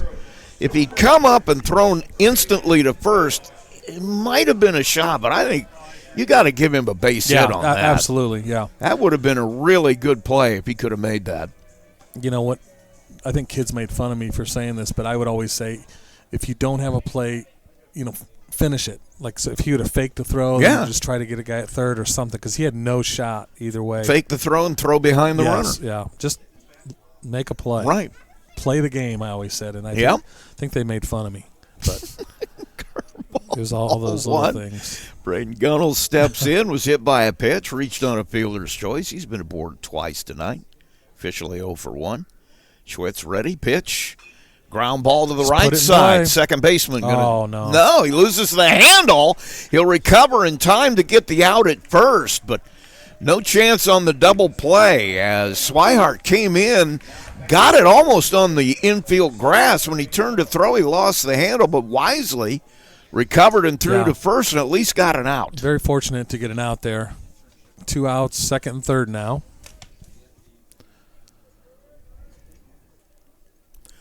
So the walk does come back and hurt him. It does come back and hurt him. First pitch here to the center fielder, strike one. Runners now at second and third. And 2 out. Trey Tarleton waiting. He'll step out. Pretty shallow in center. Schwitz ready. Breaking pitch up and in. Boy, that's the one we used to yell, wear it. Tough one to wear on the. Well, it was a little up towards the chin there. But it was a breaking Again, ball. there are certain kids I wish would have worn it. It's on the way, Crow. Nice Ball up shot. the middle. Oh, good play. Good play by your second baseman. He can't get the throw up in Nice. time. And a great job of base running, but great job of heads-up defense. As they try to score that run from third with Osley, he came around, didn't even hesitate. Elliott sent him instantly, and he's thrown out at the plate. Boy, Swihart had a tough one there. Through to first, was not going to be in time, just lost the hand. If he picks that up with his bare hand, he's going to be okay. But he picked it up with the glove. That's what I was waiting to say. He knocked it down and he grabbed it with his glove, and he was not going to get him. So we'll take a break. We come back. It will be top of the 6th, 5-1 Triton. We'll be right back. McDonald's restaurants in Plymouth and Bremen, Indiana are now owned and operated by local residents Bill and Flo Bolt. Bolt Enterprises are proud to own and operate all 4 McDonald's restaurants in Marshall County. Become part of the McDonald's family today with Bolt Enterprises McDonald's.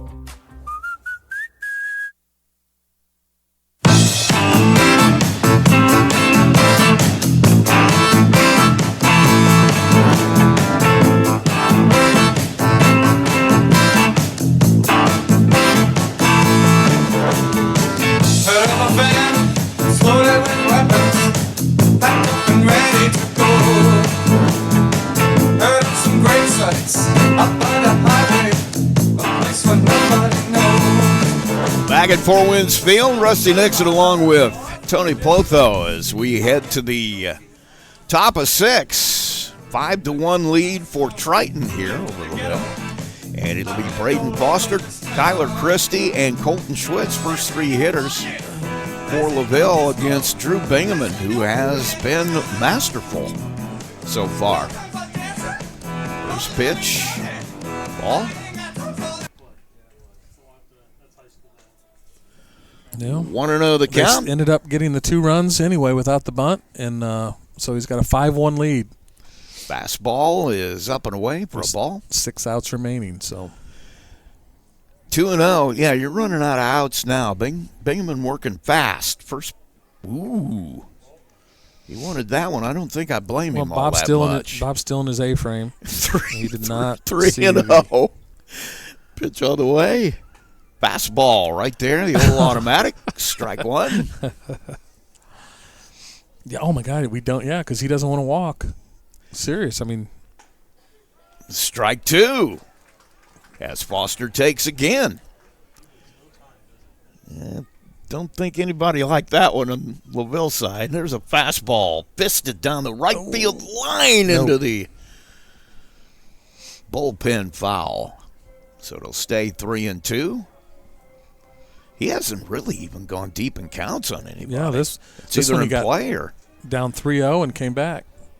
Let's see what happens. A few times that he's done that, so we'll see what happens as Foster steps in. 2 for 2 on the day, by the way. Swing and a foul on third base side. Stays 3-2. Foster, a couple of singles. Yeah, he's had 2 good at-bats. 2 really good at-bats. Pitch by Bingaman. Fastball fisted into the dugout here on the first base. I would add this side. one to it. This third at-bat.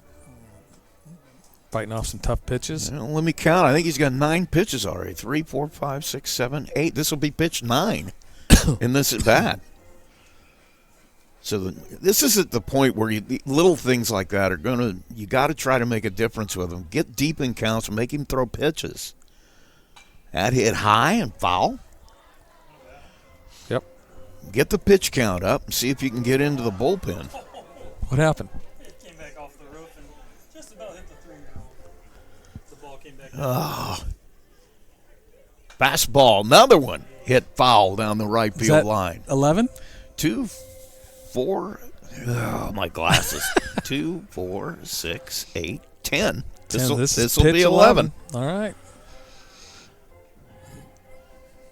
It's been a great at-bat for Foster, no matter how it ends. Fastball grounded to the first base side. Chopper. Bingaman gets over. He'll make the catch and cover and almost good at bat. Almost drove his shortstop into left field with the throw down the second. And Bingaman did not give in. And, no. He's with the unbelievable amount of walks this year. That's unbelievable. Only with the 6. strikeouts. With exactly. the strikeouts. 68-6. You wonder why the guy's ERA is .62. First pitch here to Christie as a ball. 1-0. Kyler 2 for 2. Couple of singles. Fastball right on the inside corner for a strike. 1-1 the count. Top of the 6th, 5-1 Triton. Pitch on the way. Breaking ball. And Christie swings through that one. Goes to 1-2. Fastball hit hard to right. Going to fall in. Headed for the corner. Denny going to chase it down short of that. He'll get it. Well, we haven't seen it yet. There it comes in. Yeah, he dropped it a couple times, but had a little trouble with it down there, but gets it in and holds the man at second. Good piece of hitting there. Really good job of hitting. Was he down 0-2? 1-2. 1-2. Drove it right down the first base line, so he's at second with a possible run. And stepping in is Colton Schwitz, 1 for 2, struck out his first time, singled his last time. Breaking ball, bounces it towards third. Third baseman, Ousley, going to field it cleanly, throws to first, holds the runner at second, and there are 2 away. Nice play. He had to come in and get that. Could not let that take one more bounce. Got on a good hop. And that's the key to playing third base, is making sure you don't let the hop eat you up, and that is the hardest. Pick your hop. It's tough to do at third. It is really hard to do at third, and it makes all the difference in how you play. Can't let it eat you up. That one fouled off, but you can't. If you play too deep, then you can't play the chopper. You play too short, then you get a lot of rocket shots hit at your feet. So I was always taught you should play as deep as your arm lets you play. Breaking ball for strike. We had some guys who could play really deep. Derek Birchmeyer was able to play deep most of the time. Remember Bill Miller? Yes. The arm he had? Oh, man. Grounder to short. Bounce. And McFarland has trouble with it, and he's not going to get it there. Levi McFarland misplays a easy chance. Yeah, routine ball. He would he'll make 9 out of 10 times. Well, maybe 10 out of 10 till that one. Till that one.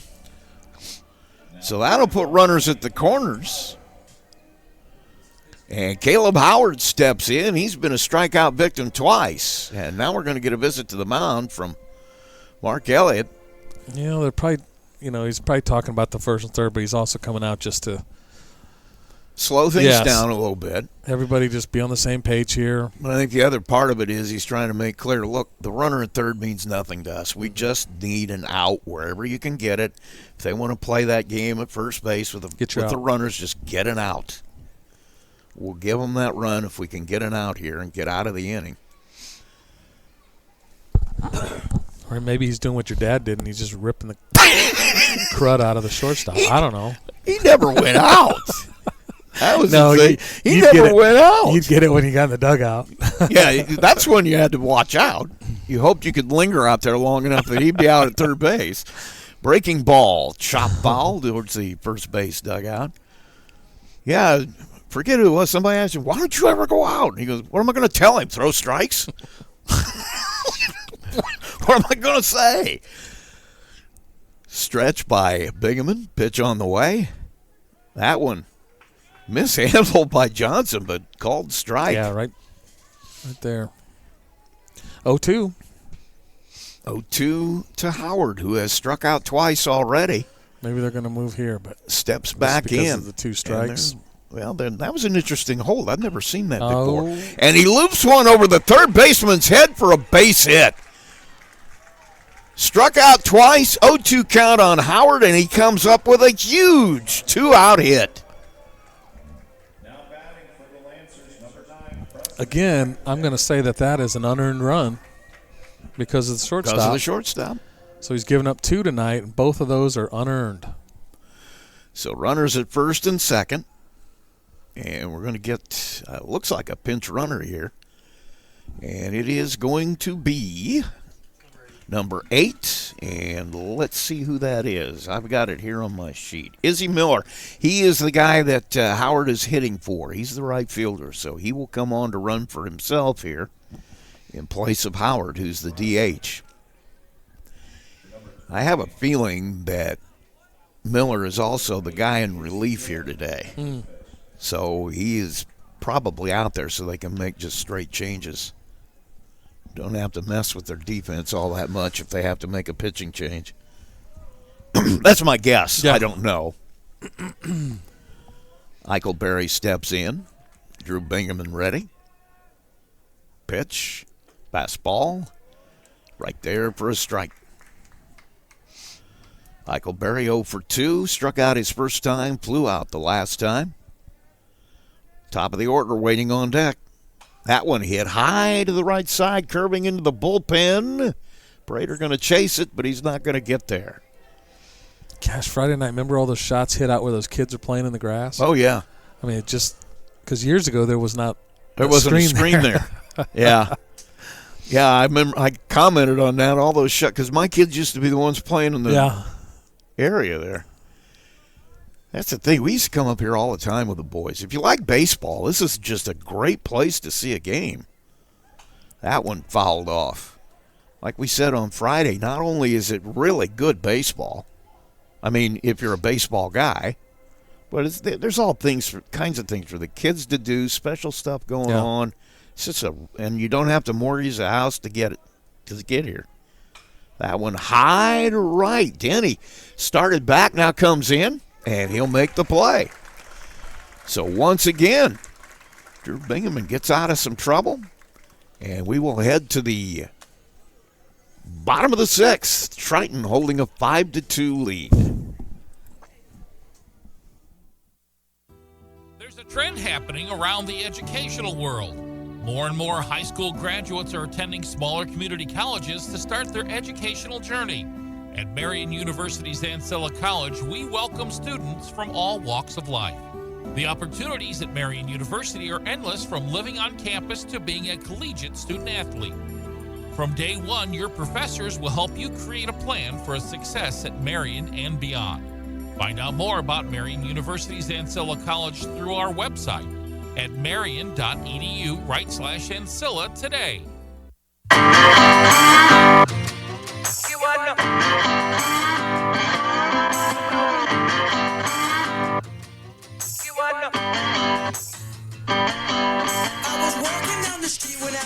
Back at Four Winds Field, Rusty Nixon with you along with Tony Plotho going into the bottom of inning number 6, 5-2 Triton lead. It's going to be Drew Bingaman, the pitcher, followed by Levi McFarland, Braxton Kaufman, first 3 hitters here for Triton. You know what I really like about... Did you get the pitching change, Underwood? No, I did not. So we've got a new pitcher, obviously, that I was paying no attention to. So it's Lucas Underwood will be coming on for Schwitz. See how much people should listen to me about. Here I was saying Izzy Miller is probably in the bullpen, which is why. Yeah, that's why I'm not coaching anymore. The game passed me by a lot of years ago. So I'll move Schwitz to short, and it is a straight. At least I had that part right. Just a straight change of the two. And what were you saying? Sorry to interrupt you. I don't even remember. Like I said, the game's passed me by. Even tonight, the game has passed me by. Well, I don't know what I was going to say. I've been really happy this year to watch a lot of, you got Glenn having a great year. You got Bremen having a great year. You got Triton having a great year. You've got LaVille. Not the same year they've had for the last few, but they got a lot of good young players. You can see they're going to rebound really quickly. Culver is having a decent year for the first time in a long time. You see in baseball resurge around the county. It makes me happy. First pitch is high on the curveball for a ball. Because you remember when we were playing, Culver used to win. They had their own sectional down there. They'd win it every year. I mean, every team in the county was really, really good. Well, I'm glad I got to see some of these guys that are playing so well. You hear about these, and think of what we've gotten to see Friday and tonight. A pitch driven down the right side into the bullpen, foul. And we've seen stays some 0-2. very good players in this area. Really good players. The other night, Zach Roush, the catcher from Bremen, was really good player. Well, the pitcher from Glenn's going to be really good. Oh yeah, the sophomore Hamill. Yeah, he was. Of course, I know it looks bad because they lost by 10, but he's got good stuff. Well, the 6 errors, but had a lot to do with it. He had a couple, but hit hard to the shortstop, picked up by Schwitz, throws across and pulls the first baseman off the bag, and so the wild throw is another error and puts the leadoff man aboard. Well, we might be bad luck for a team. We saw a 6-error game on Friday, and we've seen a 7-error game tonight. Yeah. And they're in the game. I know. Well, you can do that when you got a .314 batting average. You're never out of it. Stretch by Underwood. He'll check the runner. Boy, Bingaman has a huge lead.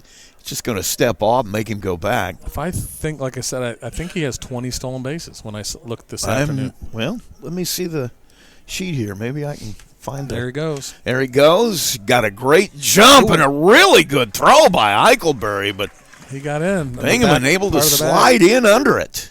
Good athlete. He certainly is. But you want to know something? He's just a baseball player. That's all he does.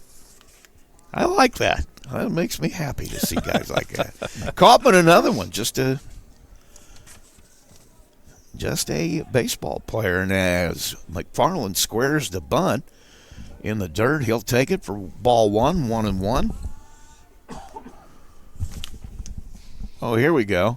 Yeah, you're right. 20 stolen bases in 22 games. So now 21. 21.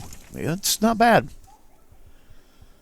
Pitch on the way, and ball in the dirt. Bingaman just takes off. What a great read. And the ball throws down the third base line by the catcher, Eichelberry, and just like that, base running again.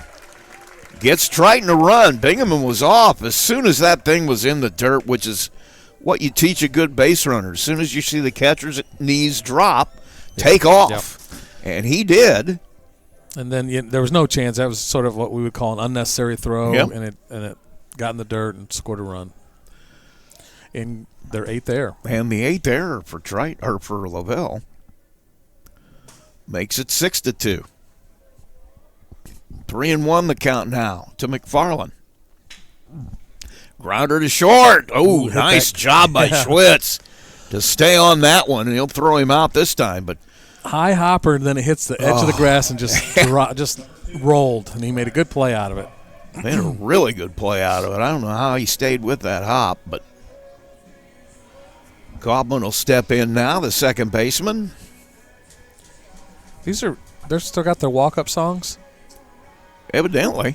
Well, no, we put all this together. But, yeah, so Kaufman will step in against Lucas Underwood. Pitch hits him. So another runner aboard. Braxton Kaufman hit by pitch. He'll be the runner at first with one out, and coming to the plate, Max Johnson, the catcher. Rusty, if we had had walk-up songs when we played, first of all, what would your dad say? We are on live radio tonight, so the FCC would probably have a problem with quoting him or guessing what he would say. Wow. Yeah, I don't know. So looks like we're going to get some action in the bullpen out there in a moment. And I don't know if they're going to wait for him. They didn't have a guy in front of them. You have to take a protector with you. They didn't have one, so they'll come back to the dugout and we'll get going again here. Runner at first, stretch by Underwood. Pitch on the way, shows bunt. It's going to do it. Right back to the mound. Underwood goes to first, didn't even hesitate. And a good play by the first baseman, Christie. Goes up the ladder and brings it down, and there is 2 out. So the sacrifice bunt works perfectly. 1-3, the put out. If you could think about it, I'd love to hear what your walk-up song would be. I know exactly what it would be. You do? Yeah. What? I don't know if I'm going to tell you that. Okay. That one hit high in the air to right into the gap. Gonzalez just runs it down. He has covered a lot of ground out there tonight. Well, Makes a nice play. On the right side of the pole, so all I could see was the right fielder. Good. And I didn't see about Gonzalez the pole the rest of the game. It's coming going to in, be part of the game. making the play. We'll be right back. 6-2 our score. Triton with the lead. MCF got its start in 2018 with one goal: bring fast, reliable fiber internet to Marshall County. Today, we offer lightning-fast speeds, equal upload and download, with no contracts and no install fees. Whether you're working from home or streaming all night, Marshall County Fiber keeps you connected. We might be the new kid on the block, but we're growing fast, just like our internet. Visit marshallfiber.com or call 574-223-2191. MCF, making rural connections possible.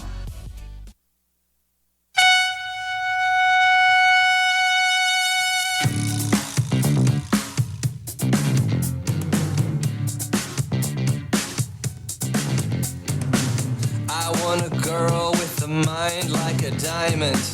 I want a girl who knows what's best. I want a girl with shoes that cut and eyes that burn like cigarettes. Back live at Four Winds Field. Rusty Nixon with you. Along with Tony Plotho as we head to inning number 7. Top of the 7th, and LaVille needs 4 to stay alive in this one. You got a pitch count on him? He has 89 pitches, 68 strikes. Just a couple, a few extra because of errors, but Yep. yeah, he's been pretty good, obviously. Fastball fouled off for strike 1. Okay, I can tell you if I can get this to work what my walk-up song would be. 'Cause I think I've got it said. Say it again. Well, not yet. I can skip the commercial here in just a second.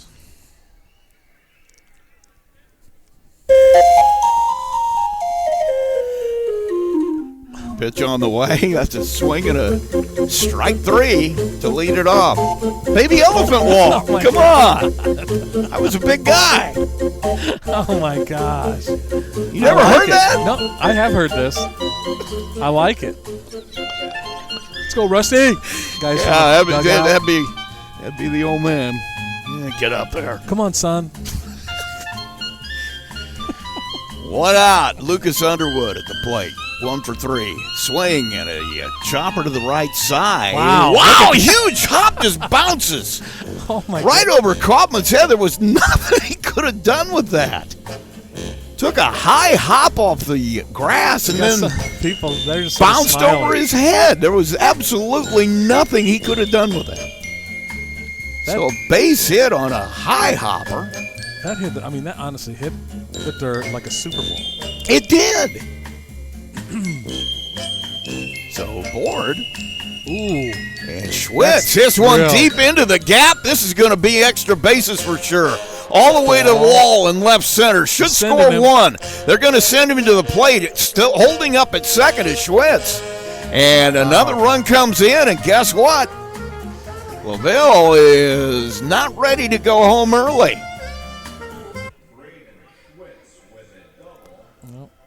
So Braden Schwitz will come on. Think he's at his limit for tonight? I don't know. We'll have to see.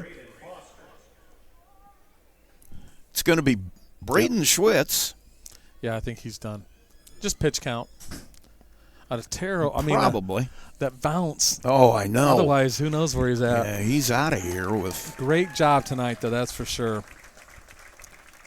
Do you have him for 6 or 5?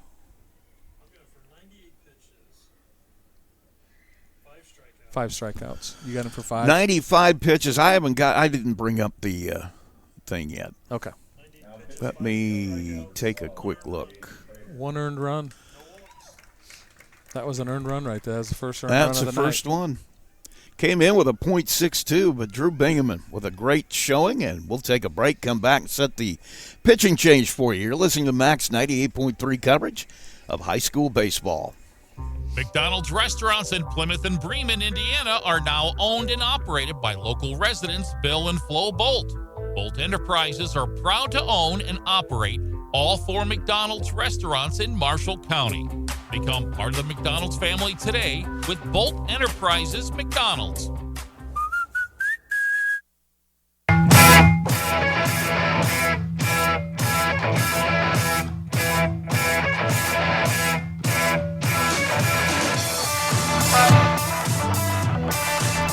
Back at Four Winds Field, have a pitching change, and it's going to be Prater, first baseman, coming on. Looks like it's just going to be a straight change here as Bingaman will move over there, take over defensively. What a night for him. He went to center field. He's in center? Yeah. I'm not sure about that. Okay. I'll check it here in a minute, but 5 strikeouts, 12 hits, and no walks today. Kaufman's at first. So he moves over. And the left fielder comes in to second base. Bingaman, as you said, goes to center. And the first baseman, Jaden Prater, will come on in relief here. Oh, hit the bat. Pitch hit that is, oh boy, this could be bad news. The throw back. He says he's okay. He's talking to Max Johnson Coach hit is his coming hand. out. Yeah, he says he's all right, but on the throw back to the mound, he hit the Foster's bat. That could he says he's okay, but that can really, he could break his hand that way. Looks like he's just shaking his thumb a little bit, but he's all right. He's gonna take a couple throws here and throw, but well, he should. But boy, some weird stuff happening here in the top of the 7th.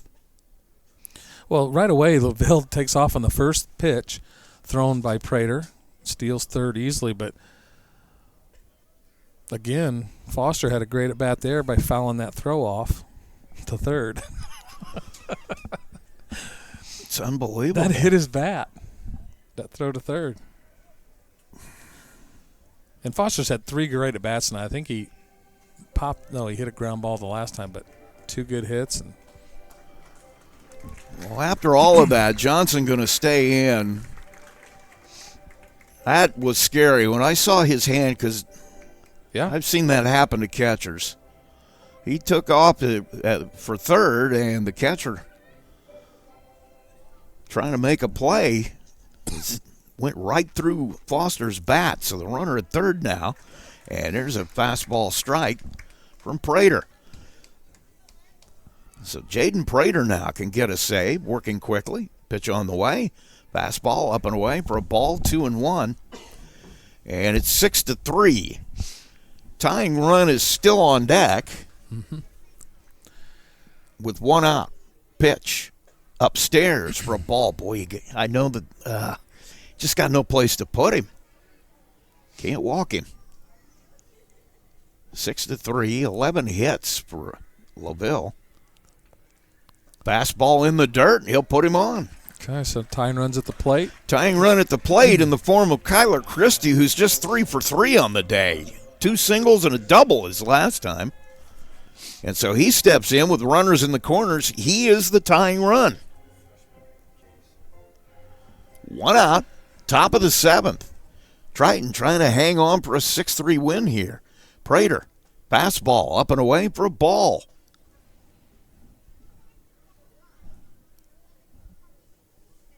Jaden in relief of Drew Bingaman, who had a masterful outing. Pitch on the inside corner for a strike. Well, that was Triton's first walk of the game. That is. Stretch, pitch from Prater. Fouled off. And he's ahead in the count 1-2. Prater just a sophomore. Trying to save it for Drew Bingaman. Stretch by Prater. Pitch on the way. That one low and in, and they're going to say it hit him in the foot. So now the bases are loaded. Well, lead run at the plate. Yeah, walking it. Hit batsman. Colton Schwitz represents that. Bases loaded with 1 out. Top of the 7th. Triton trying to hang on for a win here. They lead at 6-3. Fastball low and in, ball 1. Decided to go with the windup with bases loaded. So once again, the run doesn't mean anything. No. The guy at first is the one that you got to be careful of. Up and in for a ball. 2-0. Boy, and think about this. Little things in this game. Mm-hmm. Go back to the at-bat. Pitch on the way. Up for a ball. By Foster. When he got 12 pitches. Right. Because the pitch count gets higher. Yeah. And the 2 errors made him throw probably 10 more. And then you had that ball 4. Walk in a run. The 7th inning, that ground ball that bounced over his head. Yep. I mean, that would have been 2 away. 2 outs, yeah.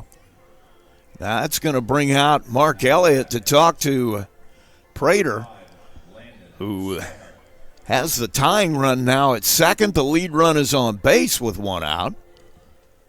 And once again, we're going to see a pitching change. So we'll take a quick break. We'll come back and set it for you when we come back. 6-4 our lead right now as Triton trying to hang on, and we'll be right back. MCF got its start in 2018 with one goal: bring fast, reliable fiber internet to Marshall County. Today, we offer lightning fast speeds, equal upload and download with no contracts and no install fees. Whether you're working from home or streaming all night, Marshall County Fiber keeps you connected. We might be the new kid on the block, but we're growing fast, just like our internet. Visit marshallfiber.com or call 574-223-2191. MCF, making rural connections possible. In a world where there's so many ways to get your news, stay connected by finding out information about your school, local news, along with sports and current events. With a subscription to the Pilot News, they bring you everything you need to know right at your fingertips or on your doorstep. Call Circulation today and ask for their monthly special. Call 574-936-3101 today. Pilot News, Marshall County's news source since 1851.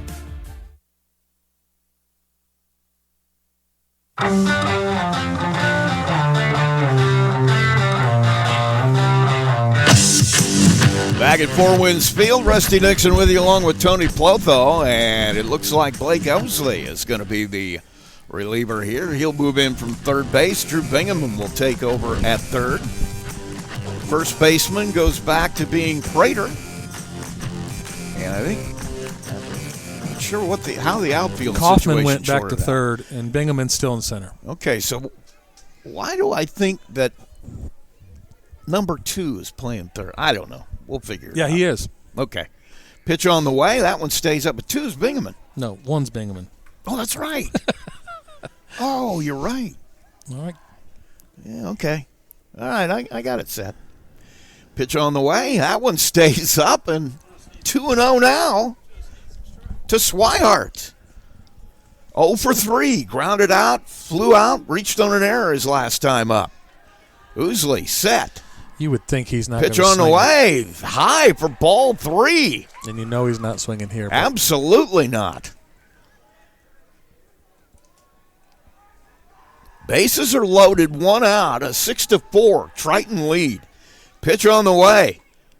There's the old automatic. Strike 1, 3-1. Swihart taking all the way. Boy, a really good hitter's pitch here. Waiting on deck, Caleb Howard, the designated hitter. Tying run is at second. Lead run at first. Breaking ball. Strike 2. okay. Swihart now is running it full. I think he was taken all the way on It that did one. look like that, yes. And why not? Yep. 3-2 pitch. On the way. Fastball hit high in the air, back to the screen. Johnson going to have a play on it, and he's going to put it away. Big play. Huge play. Foul out to the catcher is out number 2. Well, Owsley coming back from 3-0. Huge at bat there. Huge pitch. All the runners hold. We have them still loaded. The lead run is at first base. Top of the 7th. 6-4 the score. Triton with the lead. Stepping to the plate, Caleb Howard, who singled home a couple of runs his last time up. Or 1 run, I should say, his last time up. That one a fastball up for ball 1. Left-handed hitter Howard's 1 for 3 today. Struck out his first 2 times. Then dumped one over the third baseman's head his last time. That one up and in. Ball 2. Waiting on deck, Preston Eichelberry is the scheduled hitter. Big pitch here, big pitch. You don't want to go 3-0. Really good hitters count here, 2-0. Goes 3-0, throw behind the runner at third, and he'll be in safely. Boy, what a dangerous throw that was. Well, I'm telling you. He threw it right over the runner, too. If he hadn't slid, it would have been in the back of his head. 3-0. No place to put him here. Bases loaded. Ousley, strike 1. Yep. Taking all the way. I think I'm asking him to take a second one. What number hitter? I know he's a DH. Number 8. Yeah, he's probably. I would definitely ask him to take another one here. See if you can get it. He does take, and he does walk.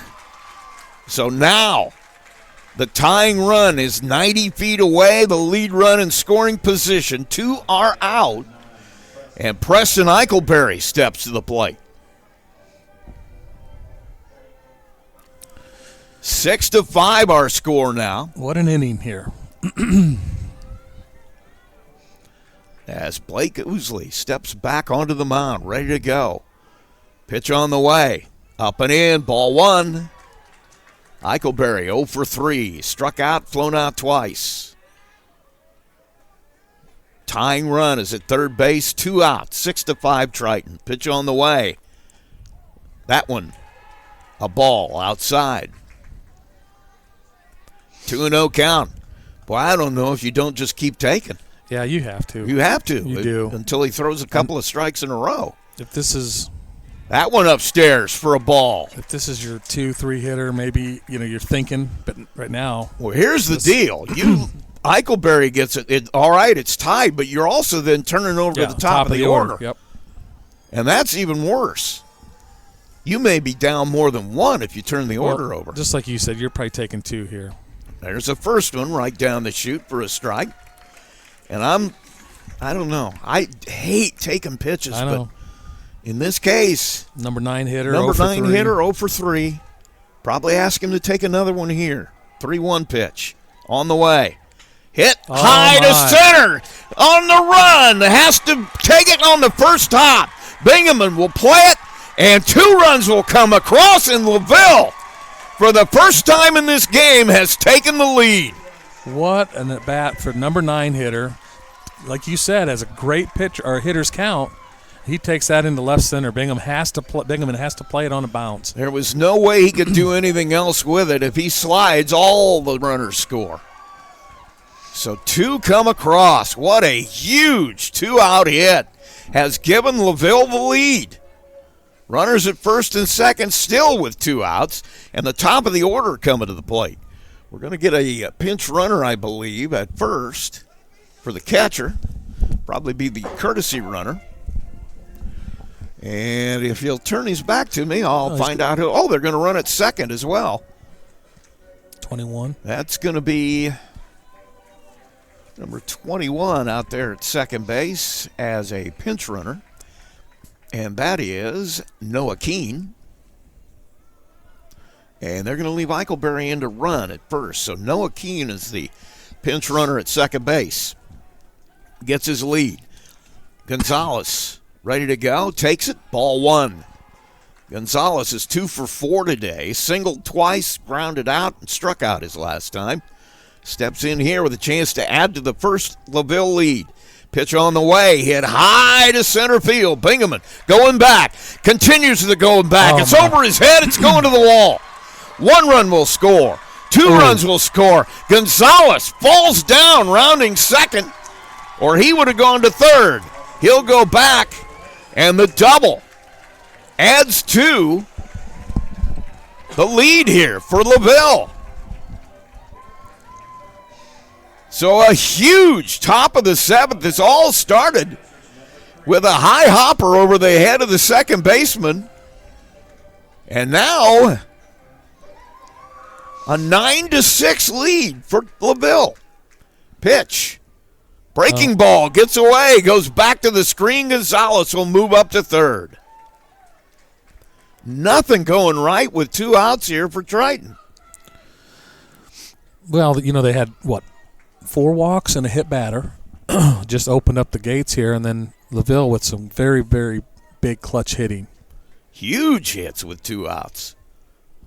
Now, Underwood 2 for 4, standing at the plate. Pitch on the way. Swing and a miss on that one. Just went up the ladder and got him to swing right through it.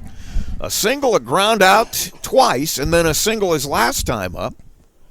Underwood would be the winning pitcher if he can hang on in the bottom of this inning. Swings through that one, and it's strike 2. 7 runs have come across in this inning for LaVille. 14 hits. Pitch on the way. Breaking ball, or a fastball, I should say, upstairs. 2-2. What a turn of events here. This has been shocking, actually. Everything just moving along, and now a hit to right. Denny going to come in, and he'll put it away. But not before 7 runs come across in the top of the 7th with 2 outs. And LaVille now, for the first time, will take the field on defense with the lead, 9-6. Triton has 3 outs left. They need 3 runs to stay alive. You're listening to Max 98.3 coverage of high school baseball. At Marshall County REMC, they are more than just your electric provider. They're your neighbors, your partners, and your connection to a brighter future. Since 1936, they have been powering homes, farms, and businesses with reliable service, innovative energy solutions, and a commitment to our community that never wavers. It's not just about keeping the lights on, it's about keeping our community strong. Marshall County REMC, powering progress, powering you. Learn more at marshallremc.com.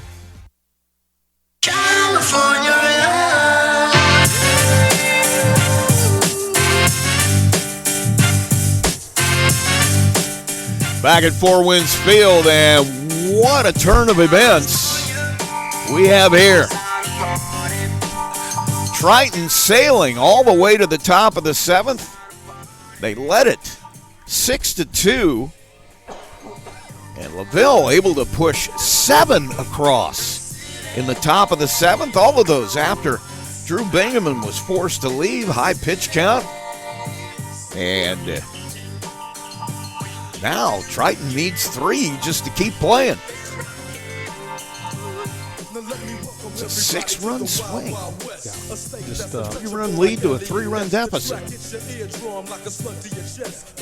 Well, this is a good team. We'll see what happens. See if they can answer back here. Another good team. Stepping in, Jaden Prater's 0 for 2 so far today. Underwood misses with the first pitch. Ball 1. Lucas Underwood came on in relief of Braden Schwitz, who did a great job just holding them there. Kept his team in it all the way. He had to leave. Now 2-0 to Prater, and stranger things have obviously happened within the last 20 minutes, so we'll see. That one hit down the third base line, just foul. Foster was there. I'm not sure he would have been able to make the throw. That was deep down the line. Doesn't matter. We're all coming back, and it's 2-1. Right now, you just got to be thinking about how much you need base runs. Yes. Prater steps back in. 2-1. Outside, ball 3. Don't care. Just get on base and hand it to the next guy. Yep, keep the line moving. What we saw in the top half. That's what we saw. Exactly what we saw in the top half. Pitch. Fouled straight back. Had a rip at it, but just missed it. So he'll step back in. Count is full. Nobody out. Prater leading off the 7th. If you're just joining us, Wow. Where have you been? 7 runs in the top of the 7th has LaVille with the lead for the first time. Ball 4. Prater is aboard with a leadoff walk. And coming to the plate, Blake Ousley. Currently the pitcher. Yes. If they can get a walk-off here, he would be the recipient of the win. 9-6. 9 runs, 14 hits, 8 errors for LaVille. 6 runs, 7 hits, 1 error for Triton.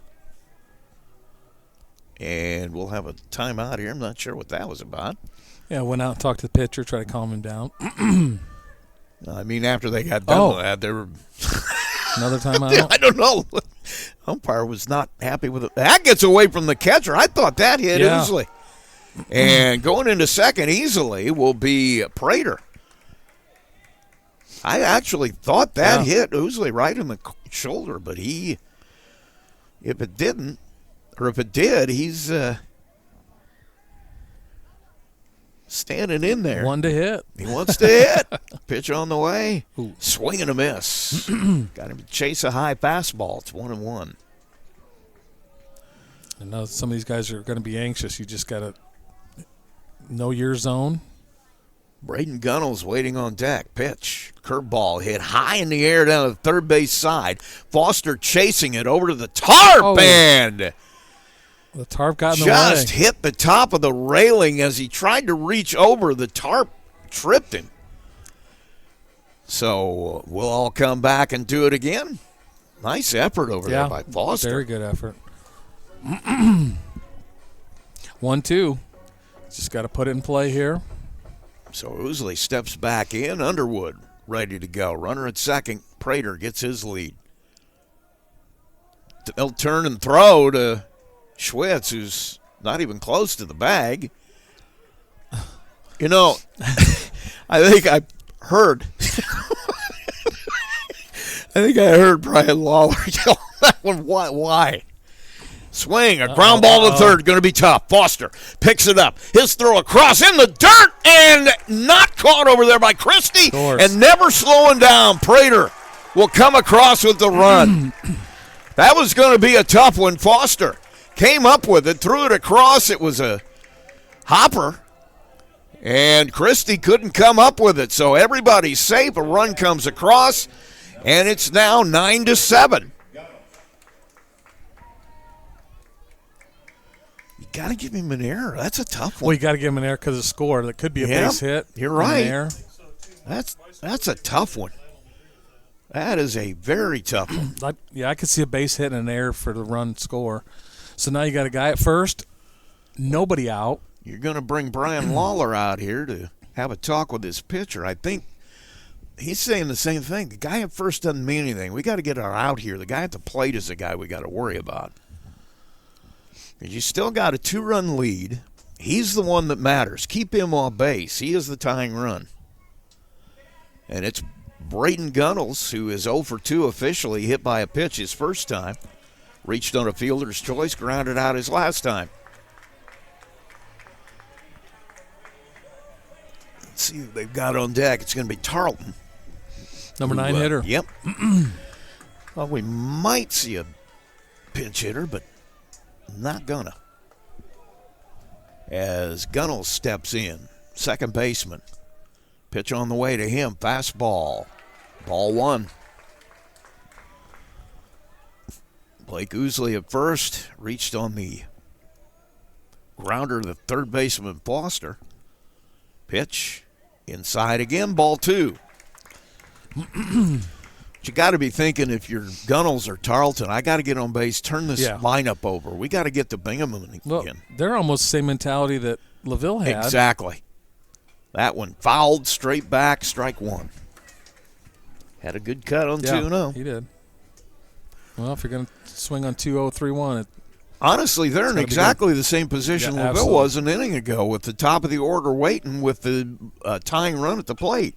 That one hit high and foul. Eichelbarger going to chase it all the way back to the screen and gets into the stands here, but not before Eichelberry almost hurt himself running into the wall. No lack of effort on that one. 2-2. Nobody out here in the bottom of the 7th. If you're just joining us again, LaVille scored 7 in the top half to take their first lead of the game. And now Triton has answered back with 1. And that one's hit in the gap, left center. That's going to drop for a base hit. Runner goes into second, and we've got runners in first and second as Gunnels gets a base hit. What's he done on the night? Couple hits? Tarleton? Yeah. Trey Tarleton coming to the plate. He's 0 for 3. Flew out, struck out, reached on an error his last time up. I could see the bunt being in play here. And he's got really good speed. Center fielder for them Put usually. The tying run up with the top of the order stretch. up. He's going to bunt. Ooh. Fouls it off. Was trying to take it to the third base side. And just fouled it straight back into that third base side of the. And the third baseman's playing deep, so the pitcher's got the right side. Runners at first and second. I'm not so sure they didn't do that just to see how they were going to cover third. See if he steals. Yeah. Yep. Pitch on the way. That one's going to be bunt. bunted. Third base. Beautiful bunt. He's going to be Catcher overruns it. Everybody's going to be safe. Put it right in front of the plate. Great bunt. Eichelberry couldn't pick it up cleanly, and now the bases are loaded. Wow. What a 7th inning. Could have spaced this out a little bit, maybe. So 7 in the top half gave LaVille a 9-7 lead. Triton's put 1 back up there in the bottom half of the 7th. They trail at 9-7. The tying run is at second. Lead run is at first. What a great bunt. Ground ball to the third base side, foul. And the big news is it turns it over to the top of your order, Drew Bingaman, who's 0 for 4 today, but sitting 500 on the season, so he's due. You'd say he was due. That would be the first thing I would think. Everybody's safe on the bunt, so nobody out. That one hit high and deep. That's going to score at least 1. It's going to be Gonzalez chasing it down in the gap. Runner at second will tag. He'll go to third. That's a great tag, too, making sure he gets to third. So a sac fly by Bingaman. Drives in 1. Makes it 9-8. 1 out. Tying run at third. Lead run still at first. God, how much ground? Yeah, Gonzalez is. How much ground does he cover? It's just unbelievable to me. I mean, that was deep in the gap, and he ran that thing down like it was nothing. All right. Levi McFarland will step in now. 2 for 4 on the day. Couple of base hits, grounded out his last time. Runners at the corners, they're going to come in. Yeah. They got to. Tying runs at third base. Couple things you could do, Triton-wise. Yeah, there is. Pitch on the way. They're going to bunt, and it's going to be a perfect one. Going to score on the squeeze. We have a tie ball game. Great call. I saw the sign. I didn't know because he gave it to him before everybody was set, before the pitcher really had the ball. He gave him the sign early. Good call. Perfect bunt. Great execution. Perfect bunt on that one. 2 great bunts in this inning. 9-9. We are tied at 9. And coming to the plate. Good speed at second. Good speed at second is the lead run. That's the winning run with just 1 out. And the guy at the plate is the guy you want there. Braxton Kaufman, having a year.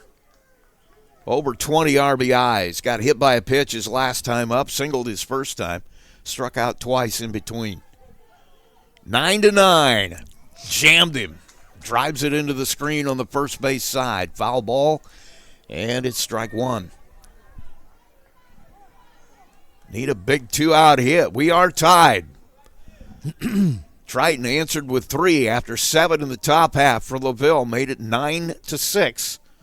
And we're tied at 9. Grounded to the right side. Jumps up on the second baseman. Good. They're going to send the runner from second, and he's going to score. What kind of a hop was that?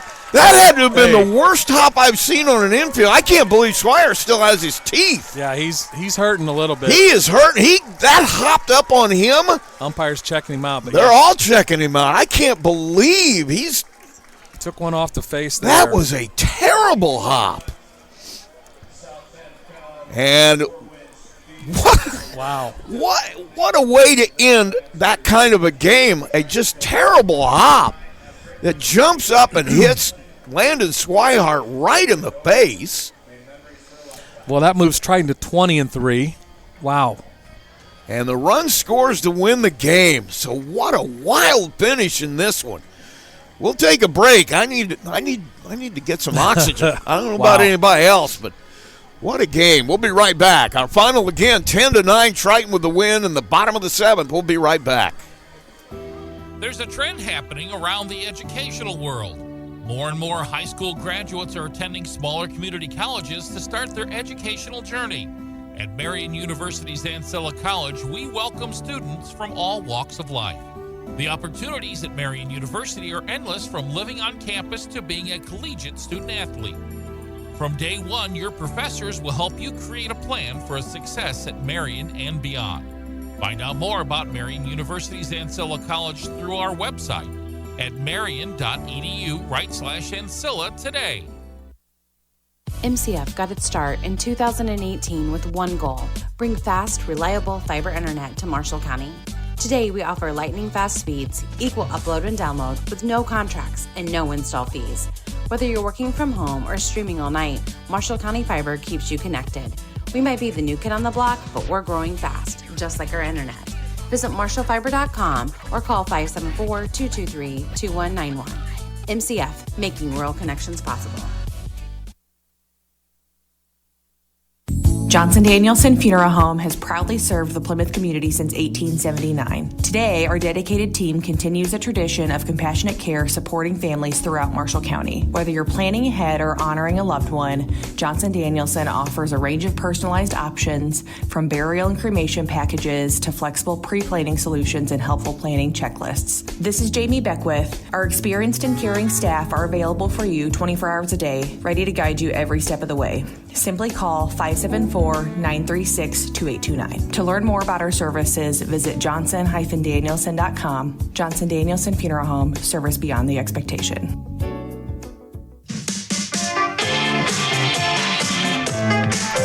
And we're back at Four Winds Field. Rusty Nixon along with Tony Plotho as we head to our post-game show. Final score here again, 10 for Triton and 9 for LaVille. And Triton takes I guess it's non-conference win now, right.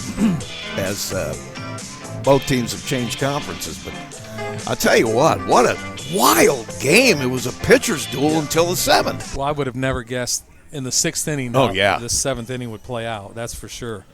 But both teams, LaVille finding a way to get the lead in the 7th with, they took advantage of the walks and the hit batter. And then Triton, the same thing. They found a way to get runners on and took advantage. Wow. Let's talk about this in terms of, the kind of game it was. 9 errors for LaVille. Somehow they found a way to play through that and stay in it till the end. Braden Schwitz, a big reason for that. Yeah. He goes deep into the ball game. He holds his team where they were at. On the other side, you got Drew Brigham just dealing. Gave up 12 hits, but only 2 runs. Well, one of those was earned. Yeah, well, the second one because he left on that high bouncer, so he gets a second earned run with the walks. But, yeah, so he did great. Should have got the win, walked out of here, but they had some control problems. But what a comeback in the bottom of the 7th. They're still looking at Landon Swihart. The way that ended, though, what a horrible way for that to end. As Swihart had that played perfectly. Looked like we were going to extras. Innings, yeah. That thing just jumped out of nowhere and hit him right in the mouth. And I hope he still has all his teeth. They're taking a look at him with the trainer down there, but he's just upset. And I'm like, dude, you couldn't have done anything about that. Right, he was there, and it just the hop. I can't explain it on the radio, but that thing it wasn't just like a. He reached down to get it, and it jumped straight up into his face as soon as it was coming into his glove. It was just bizarre. I haven't seen a hop like that since we used to play on gravel. back in the parking lot. Yeah. That was just a terrible hop. But they all count, I guess. The lead run scores on it, and that's how they win. Both teams can take some positives, even though I know you had 9 errors, and Triton, walked several. And even though you got a pitcher's duel to 6, you still had a lot of really good at bats on both sides. Both teams came in. We knew they could hit, and they proved that tonight. But both, getting ready for tournament action. What a atmosphere, that's for sure. Against 2 really good pitchers, you still had a lot of guys getting some good swings up there. That bodes well, too. Triton executed in the 7th with 2 great bunts. Yep. One for a hit, put it in no man's land, and the second one just great execution to get the tying run and winning run in scoring position. Take a break. We got one more thing to do. I think I know who I'm voting for, but we'll find out what Tony has to say. As we head to break, we got to choose our player of the game. And our final score again, Triton 10 and LaVille 9. We'll be right back. McDonald's restaurants in Plymouth and Bremen, Indiana are now owned and operated by local residents Bill and Flo Bolt. Bolt Enterprises are proud to own and operate all 4 McDonald's restaurants in Marshall County. Become part of the McDonald's family today with Bolt Enterprises McDonald's. Culver's Portside Marina handles all water and recreational needs. When it comes to pontoons, Godfrey leads the industry in performance and quality, and Portside Marina has them in stock. From Sanpan, Aqua Patio, Sweetwater, and Monaco pontoons, if you're looking for a family boat, Culver's Portside Marina can help. Discover the evolution of the wake boat through luxury models offered from Centurion and Supreme Surf Boats. Yamaha Wave Runners and Kawasaki jet skis are on the showroom floor waiting. Located at 514 West Mill Street in Culver. Stop in or call them at 574-842-5000. Culver's Portside Marina.